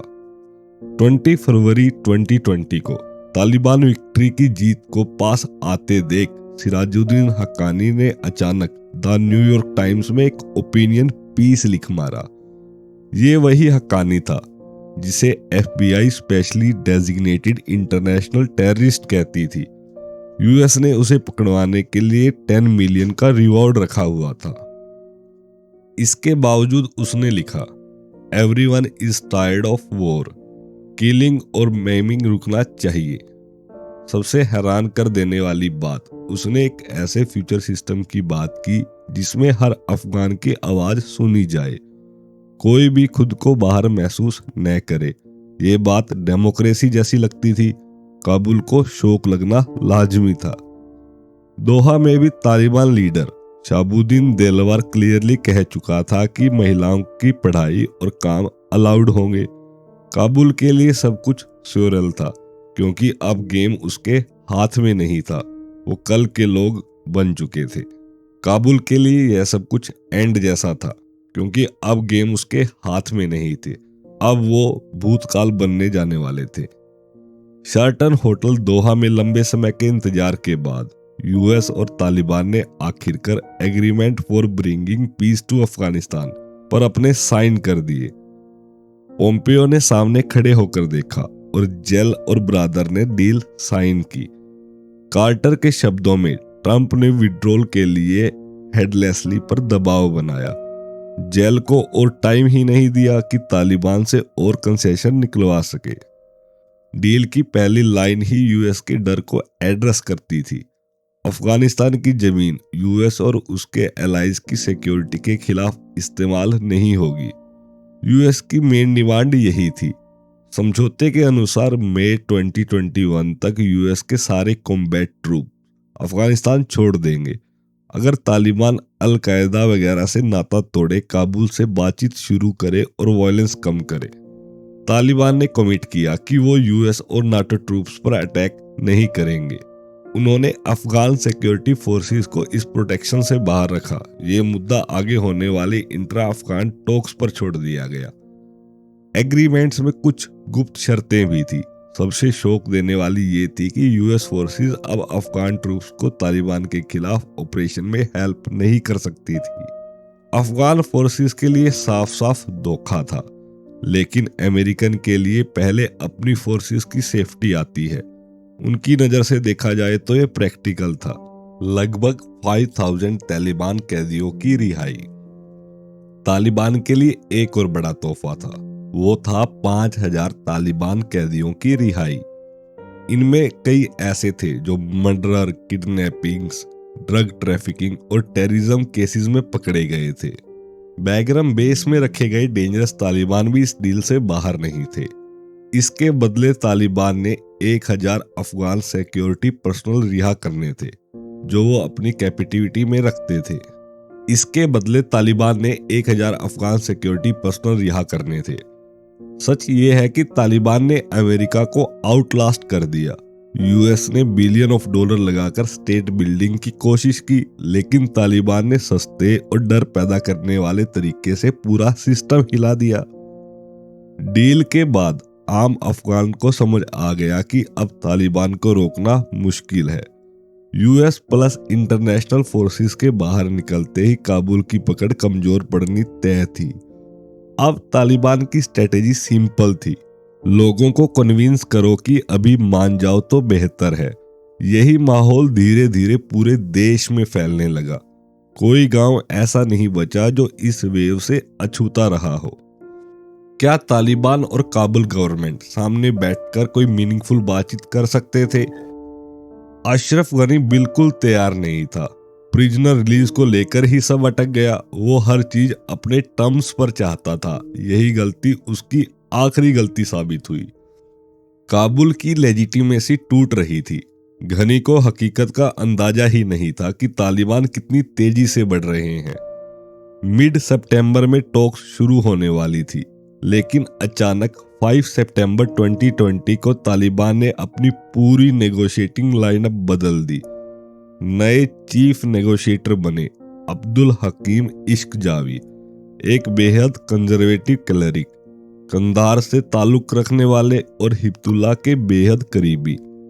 वो क्वेटा के पास एक मदरसा चलाते थे और तालिबान के प्रमुख जजेस में से एक थे। उनके बेटे और कई स्टूडेंट्स की मौत जनवरी 2020 के IS के सुसाइड ब्लास्ट में हुई थी। वो दारुल उलूम हक्कानिया से भी पढ़े हुए थे, यानी वही जगह जहां से आधे तालिबान लीडर्स निकले थे। अब तालिबान खुलकर हार्डबॉल खेलने की तैयारी में था। जेल पूरी कोशिश कर रहा था तालिबान और काबुल को एक पावर शेयरिंग फॉर्मूला पर लाने की।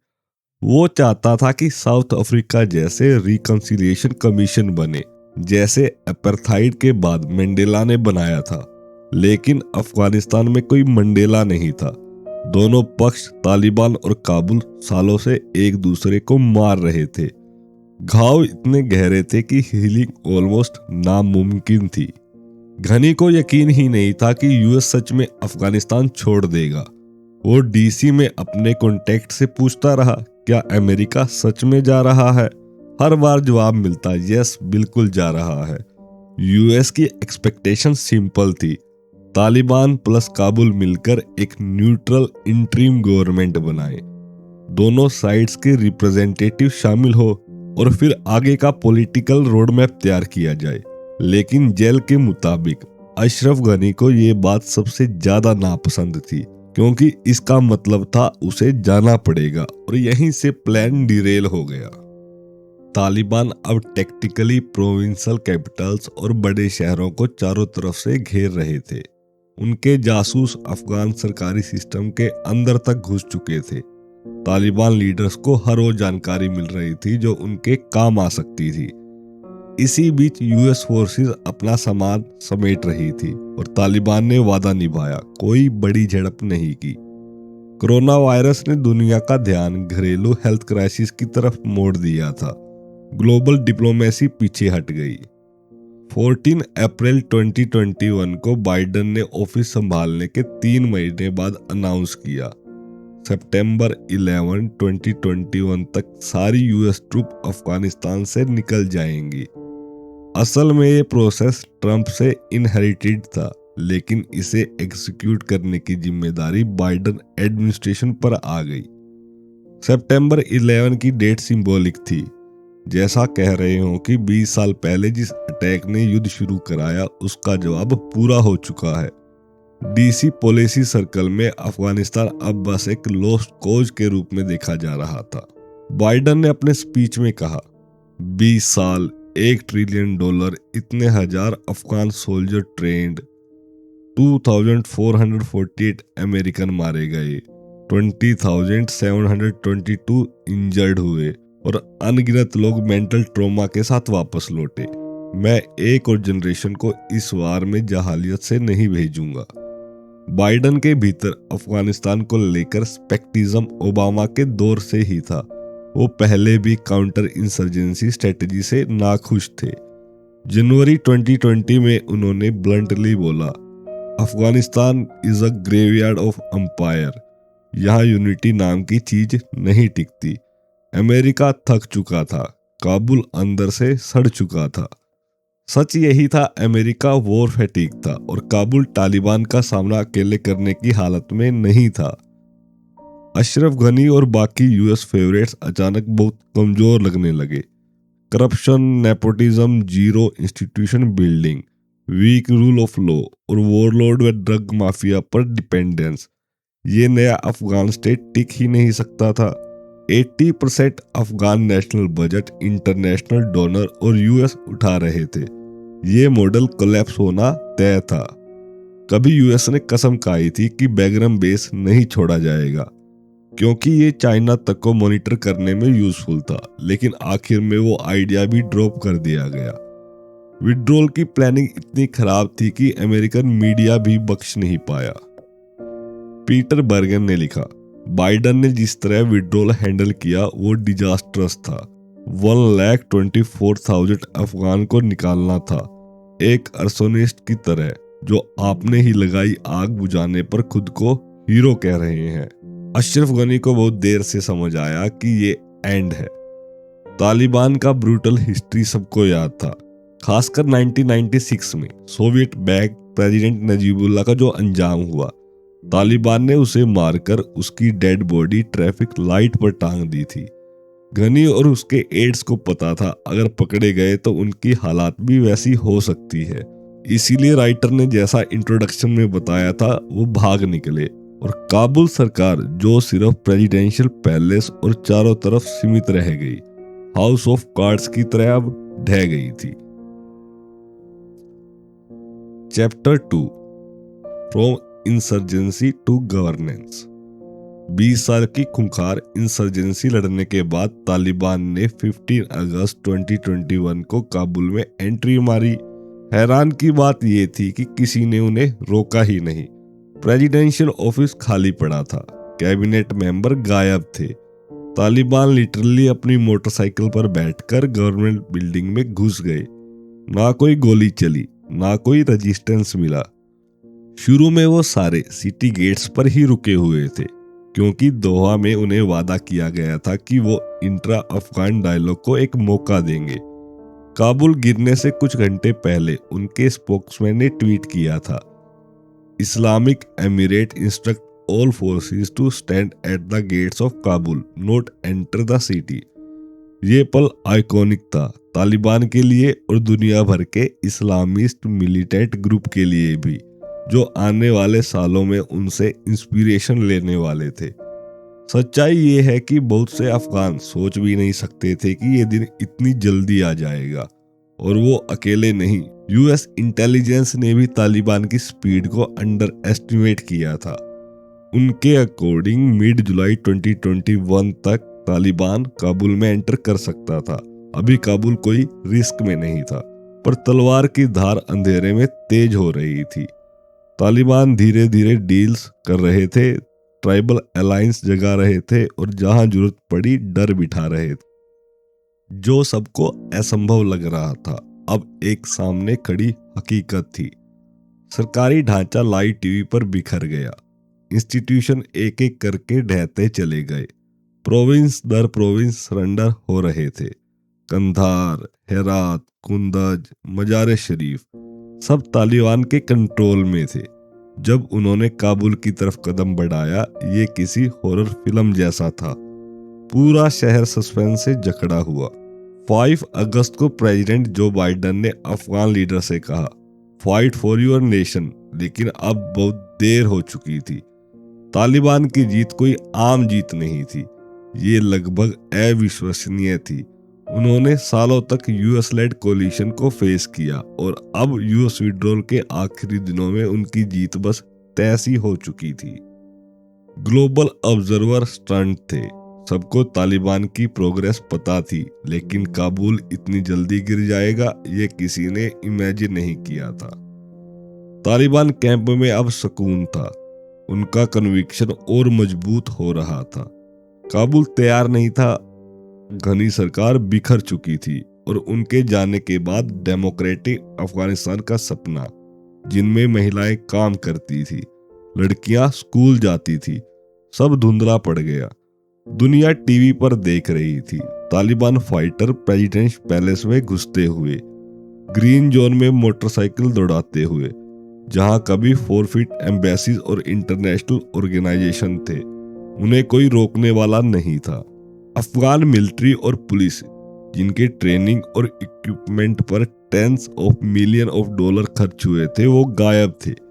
एक भी गोली हवा में नहीं चली। खामोशी पूरे शहर पर चाकू की तरह गिर रही थी। बहुत से सिक्योरिटी पर्सनल पहले ही अपने यूनिफॉर्म उतारकर सिविलियन बन चुके थे। एयरपोर्ट की तरफ भाग रहे थे, उम्मीद में कि कोई नाटो एयरक्राफ्ट उन्हें ले जाएगा। वहीं दूसरी तरफ तालिबान फाइटर अपने AK-47 कंधों पर टांगे चेक पॉइंट्स टेक ओवर कर रहे थे। ये तो उनका पुराना हुनर था। तालिबान ने सालों में रोड ब्लॉक, एक्सटॉर्शन और हाईवे कंट्रोल में वैसा ही परफेक्शन हासिल किया था जैसे कोई सर्जन अपने टूल्स पर करता है। अब वही स्किल इस्तेमाल हो रही थी। गवर्नमेंट राइट बनने में बस फर्क इतना था, अब सरकार तालिबान की थी। काबुल के गिरने से ठीक पहले बहुत से अफगान डर और बेबसी में डूबकर साइड बदलने लगे। अफगानिस्तान की हिस्ट्री में ये कोई नई बात नहीं थी। Desperate time need desperate measures. लेकिन कुछ लोगों के लिए डेस्परेशन एक बिट्रेल भी बन गई। पहला धोखा उन्हें अपने पॉलिटिकल लीडर से लगा, फिर वेस्टर्न स्पॉन्सर से, जो उनकी नज़र में तालिबान के साथ डील कर चुके थे, काबुल को अकेला छोड़कर। फिर खबर आई president Ashraf Ghani Taliban take over से चंद घंटे पहले देश छोड़कर भाग गया। यहीं से लोगों के दिल में चुभता हुआ एहसास बैठ गया कि हम बिल्कुल अकेले हैं। जो लोग अब भी ये उम्मीद लगा रहे थे कि अफगानिस्तान शायद बच जाए, उनके लिए अब निराशा बची थी। गनी ने बार बार कहा था कि वो आखिरी दम तक अफगान लोगों के साथ खड़ा रहेगा, लेकिन वो खुद ही सबसे पहले भाग निकला। अशरफ गनी अकेला नहीं था। हर पॉलिटिकल ग्रुप और एथनिसिटी के कई अफगान लीडर उसी डिसऑनरेबल रास्ते पर चले। उनके पास वक्त था, वो काबुल की रक्षा की स्ट्रेटजी बना सकते थे। थोड़ी बहुत लड़ाई तो लड़ ही सकते थे, पर उन्होंने कुछ भी नहीं किया। बस दो नाम एक्सेप्शंस बने, हामिद करजाई और अब्दुल्ला, जिन्होंने डिग्निटी के साथ शहर में रहना चुना। सबसे दुखद हाल ऑर्डिनरी अफगान का था। लोग अपने घरों में कैद हो गए। उन्हें नहीं पता था कि उनका कल कैसा होगा। लगता था जैसे पूरी दुनिया उनके खिलाफ हो गई है। लीडर भाग गया और अब सचमुच उन्हें कोई नहीं बचा सकता। जब फौरन इवैक्यूएशन के रूमर्स फैले तो हजारों लोग काबुल एयरपोर्ट की तरफ भागे। जो भी छोटे मोटे सामान उठा सके उठाया और कंट्री छोड़ने की कोशिश करने लगे। सीन दिल तोड़ देने वाला था। दूसरे लोग बैंक की तरफ भागे, कैश निकालने की कोशिश। लाइन में केओस, हर तरफ अफरा तफरी। फिर वो इमेज दुनिया ने स्क्रीन पर देखी, लोग डिपार्टिंग यूएस प्लेन से लटकते हुए और टेक ऑफ के बाद आसमान से गिरते हुए। हिस्ट्री के वो पल थे जहां ऐसा लगता था जैसे समय रुक गया हो। तालिबान ने 2020 डील के बाद पूरी तैयारी कर ली थी। ट्राइब्स के साथ गुप्त डील, रूट्स का कंट्रोल, काबुल का गला धीरे धीरे कसना। उनकी सारी एनर्जी घनी गवर्नमेंट की मशीनरी को क्लैप्स करने में लगी थी। काबुल की पॉलिटिकल एलीट जितनी फ्रैक्चर थी उतनी ही इंडिसाइसिव भी, और सर्वाइवल के लिए एकजुट नहीं हो पाई। A famous American scholar Marvin Weinbaum ने सही कहा था, तालिबान बातचीत करने नहीं, सरकार को थकाकर उससे अपनी शर्त मनवाने आए हैं। सच ये है कि 2020 दोहा एग्रीमेंट के बाद से ही अफगान सिक्योरिटी फोर्सेस का मनोबल टूट चुका था। डिफेक्शंस बढ़ते जा रहे थे और इससे तालिबान को और ताकत मिल रही थी। US trend Afghan military foreign contractor और एयर सपोर्ट पर डिपेंडेंट थी। जब वो सपोर्ट हट गया तो सोल्जर पूरी तरह कंफ्यूज्ड और डर चुके थे। उनके सामने दो ही विकल्प बचे थे, सरेंडर या मरना। ज्यादातर ने सरेंडर चुना। तालिबान को वेस्टर्न इक्विपमेंट मिल गया, vehicles, weapon, night vision, gear, सब कुछ। करप्शन ने बाकी बची ताकत भी खत्म कर दी थी। अशरफ गनी की सपोर्ट बेस वैसे ही छोटी थी, अब वो रेत की तरह दिन ब दिन फिसल रही थी। एक और चौंकाने वाली बात, यूएस ने विड्रॉल का आखिरी फेज समर में रख दी। वो सीजन जिसमें तालिबान ट्रेडिशनली सबसे ज्यादा एक्टिव और मोबाइल रहते हैं। विंटर में उनका मूवमेंट धीरे हो जाता है, लेकिन अब गलत वक्त, गलत फैसला। फिर भी एक अजीब सी बात, हेरात, कंधार, मजार शरीफ जैसे बड़े शहरों के फॉल के दौरान तालिबान ने बड़े लेवल की वायलेंस नहीं की। ना मास एक्सिक्यूशन, ना रैम्पेज। तालिबान फुट सोल्जर काफी ऑर्गेनाइज्ड दिख रहे थे, मानो केओस अवॉइडेड रखना चाहते हो। 15 अगस्त की सुबह तालिबान स्पोक्समैन ने ऑनलाइन स्टेटमेंट डाली, काबुल बड़ा शहर है, हम फोर्स से एंटर नहीं करना चाहते, पीसफुल ट्रांसफर की बात जारी है। शाम होते होते ट्राइबल फोर्स काबुल के प्रेसिडेंशियल पैलेस में बैठ चुकी थी। उनकी पिक्चर और मीडिया ब्रीफिंग्स पूरी दुनिया की टीवी स्क्रीन पर चल रही थी। मुल्ला ब्रादर खुशी से चमकते हुए खुद भी उतने ही हैरान लगे।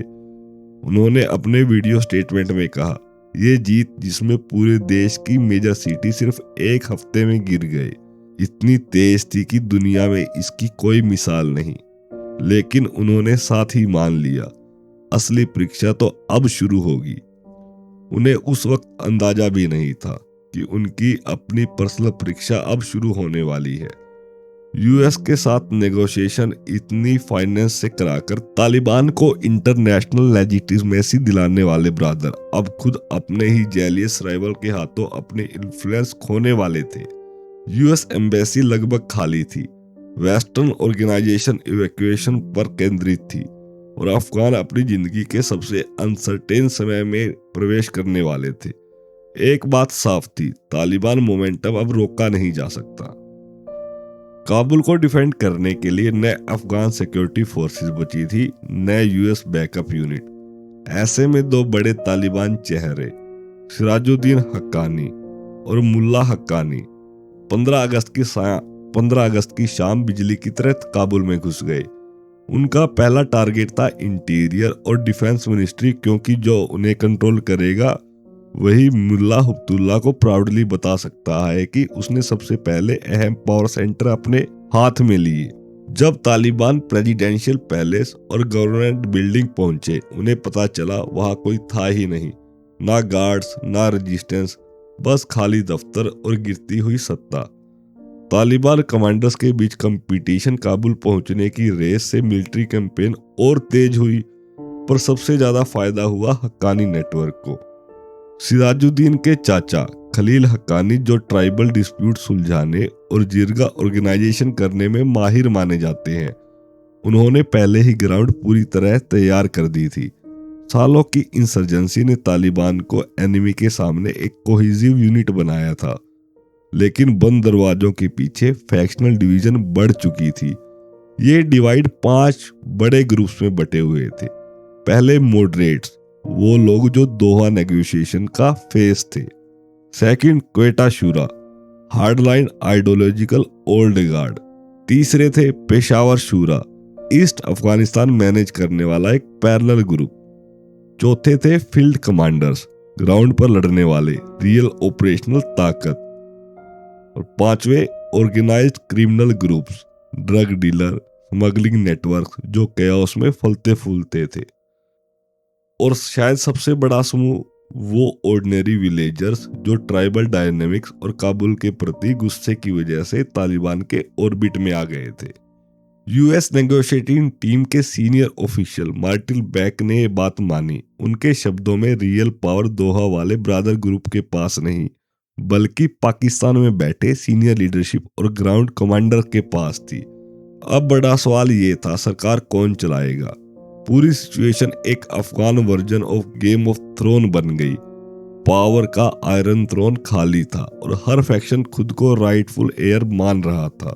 जब हालात ऑलमोस्ट अनइमेजिनेबल होने लगे, 4 सितंबर को इस्लामाबाद से एक मोस्ट इम्पोर्टेंट आदमी काबुल पहुंचा। 4 सितंबर को इस्लामाबाद से एक मोस्ट इम्पोर्टेंट आदमी काबुल पहुंचा।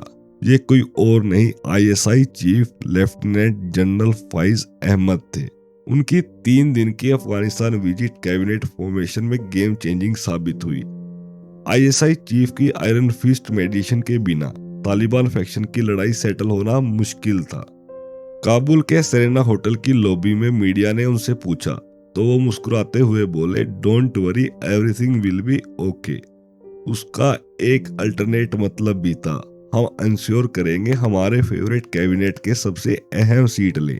पाकिस्तान के लिए बहुत जरूरी था, क्योंकि तालिबान पावर सेंटर सब एक जैसे प्रो पाकिस्तानी नहीं थे। अंत में डिसीजन साफ था, हिब्बतुल्लाह और उनके 2 सबसे ताकतवर डिप्टीज सिराज हक्कानी और मुल्ला याकूब अफगानिस्तान के सबसे क्रिटिकल सिक्योरिटी मिनिस्टर अनऑफिशियली अपने कंट्रोल में ले चुके थे।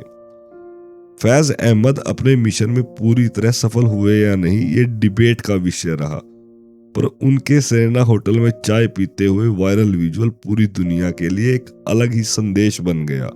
ऑब्जर्वर्स के लिए साफ इशारा था पाकिस्तान का तालिबान पर इन्फ्लुएंस कितना गहरा है। जब इस्लामाबाद को अपनी गलती का एहसास हुआ तो पाकिस्तान न्यूज चैनल्स को इंस्ट्रक्शंस दी गई कि ये तस्वीर ना दिखाएं, लेकिन तब तक बहुत देर हो चुकी थी। पहले पाकिस्तान फॉरेन ऑफिस ने एडवाइस दिया था कि फैज काबुल पहुंचकर एम्बेसी में ही रहे और मीटिंग वही आयोजित हो, पर और कॉन्फिडेंट स्पाई चीफ ने वो सलाह अनसुनी कर दी। नवंबर 2021 में पाकिस्तान पार्लियामेंट की एक क्लोज डोर बैठक में जब बिलावल भुट्टो जरदारी समेत कुछ पॉलिटिशियंस ने उनसे पूछा, आप तालिबान गवर्नमेंट बनने से पहले काबुल क्यों गए, तो उन्होंने जवाब दिया, यूएस और चाइनीज इंटेलिजेंस चीफ भी गए थे। एक पॉलिटिशियन ने ड्राई टोन में कहा, शायद वो भी गए हों, लेकिन फोटो सिर्फ आपकी ही आई। तालिबान लीडरशिप के साथ मीटिंग में जहां फैज ने इंक्लूसिव गवर्नमेंट का सुझाव रखा, उन्हें सीधा जवाब मिला, हम सोचेंगे, लेकिन अता मोहम्मद नूर जैसे लोगों को शामिल नहीं कर सकते जिसने इतने तालिबानों को मारा है। अता नूर एक ताजिक लीडर, 2004 से 2018 तक बाल्क प्रोविंस का गवर्नर और यूएस का अहम अलाई था। इंटरेस्टिंग बात यह है कि अता के बेटे खालिद नूर तंदुरुस्त ग्रेजुएट 15 जुलाई 2021 की सुबह पीएम इमरान खान और आर्मी चीफ जनरल बाजवा से मिले थे, 7 और नॉन पश्तून अफगान लीडर्स के साथ। सबका मकसद था अफगानिस्तान के फ्यूचर में कोई भूमिका पाना। सितंबर 2020 में लेखक की अता से बगदाद कॉन्फ्रेंस में मुलाकात हुई, जहां अता ने तालिबान को जमकर कोसा और अमेरिकन पर पूरा इल्जाम डाल दिया कि उन्हीं ने तालिबान को वापस सत्ता में पहुंचाया। वक्त बदलता है और अफगान भी इस पावर स्ट्रगल का सबसे बड़ा शिकार थे मुल्ला ब्रादर, अमेरिकन पसंद, मॉडरेट तालिबान की पसंद और मुल्ला उमर के चुने हुए उत्तराधिकारी। ब्रादर फिर एक बार पावर से दूर धकेल दिए गए। पहले मुल्ला मंसूर ने उनका रास्ता रोका था, अब नए राइवल्स थे। दोहा नेगोशिएशंस को लेजिटिमेट बनाने में ब्रादर का सबसे बड़ा हाथ था। उन्होंने ही मुल्ला हिब्बतुल्लाह को समझाया था कि नेगोशिएशन से काबुल वापस आ सकता है। यूएस को भी उन्होंने होप दी थी कि तालिबान से काम किया जा सकता है, लेकिन अशरफ गनी की जिद और यूएस तालिबान डील के बाद इंटरनल पॉलिटिक्स सबने मिलकर ब्रादर की जमीन खिसका दी। जल खलीलजादा के पास एक फॉलोअप योजना भी थी। उनके शब्दों में, विड्रॉल के बाद हम तालिबान के साथ लिवरेज यूज करके terror list removal, fund release, embassy reopening और बदले में counter terror cooperation, women rights और इंक्लूसिव गवर्नमेंट ले सकते थे। लेकिन ब्रादर अब पावर प्ले के साइड लाइन में खड़े थे, थके हुए और हालात बदलने का इंतजार करते हुए। नई पॉलिटिकल हवा में अमेरिका के करीब दिखना नुकसानदेह था, फायदे का सौदा नहीं। जख्म में नमक तब पड़ा जब खबर आई कि 23 अगस्त 2021 को CIA डायरेक्टर विलियम बर्न्स ने ब्रादर से सीक्रेट मीटिंग की। मीटिंग इवैक्यूएशन कोऑर्डिनेशन और गारंटीज पर थी, लेकिन तालिबान अंदरूनी राजनीति में इसका मतलब साफ था, Baradar is equal to America के बेहद करीब। तालिबान रैंक्स में इसका असर भारी पड़ा और यह सीक्रेट मीटिंग उनके पॉलिटिकल फ्यूचर के लिए ऑलमोस्ट डेथ सेंटेंस बन गई। जो मीटिंग सच में गुप्त रहनी चाहिए थी, वह ब्रदर के कैरियर के लिए सबसे बड़ा खतरा बन गई। शायद उन्हें अंदाजा नहीं था, या शायद वो टू कॉन्फिडेंट हो गए थे। और यहाँ हमारे वीडियो का पहला पार्ट खत्म होता है। हम जल्द ही इसका सेकंड पार्ट लेकर आएंगे। वीडियो को पूरा देखने के लिए आपका धन्यवाद।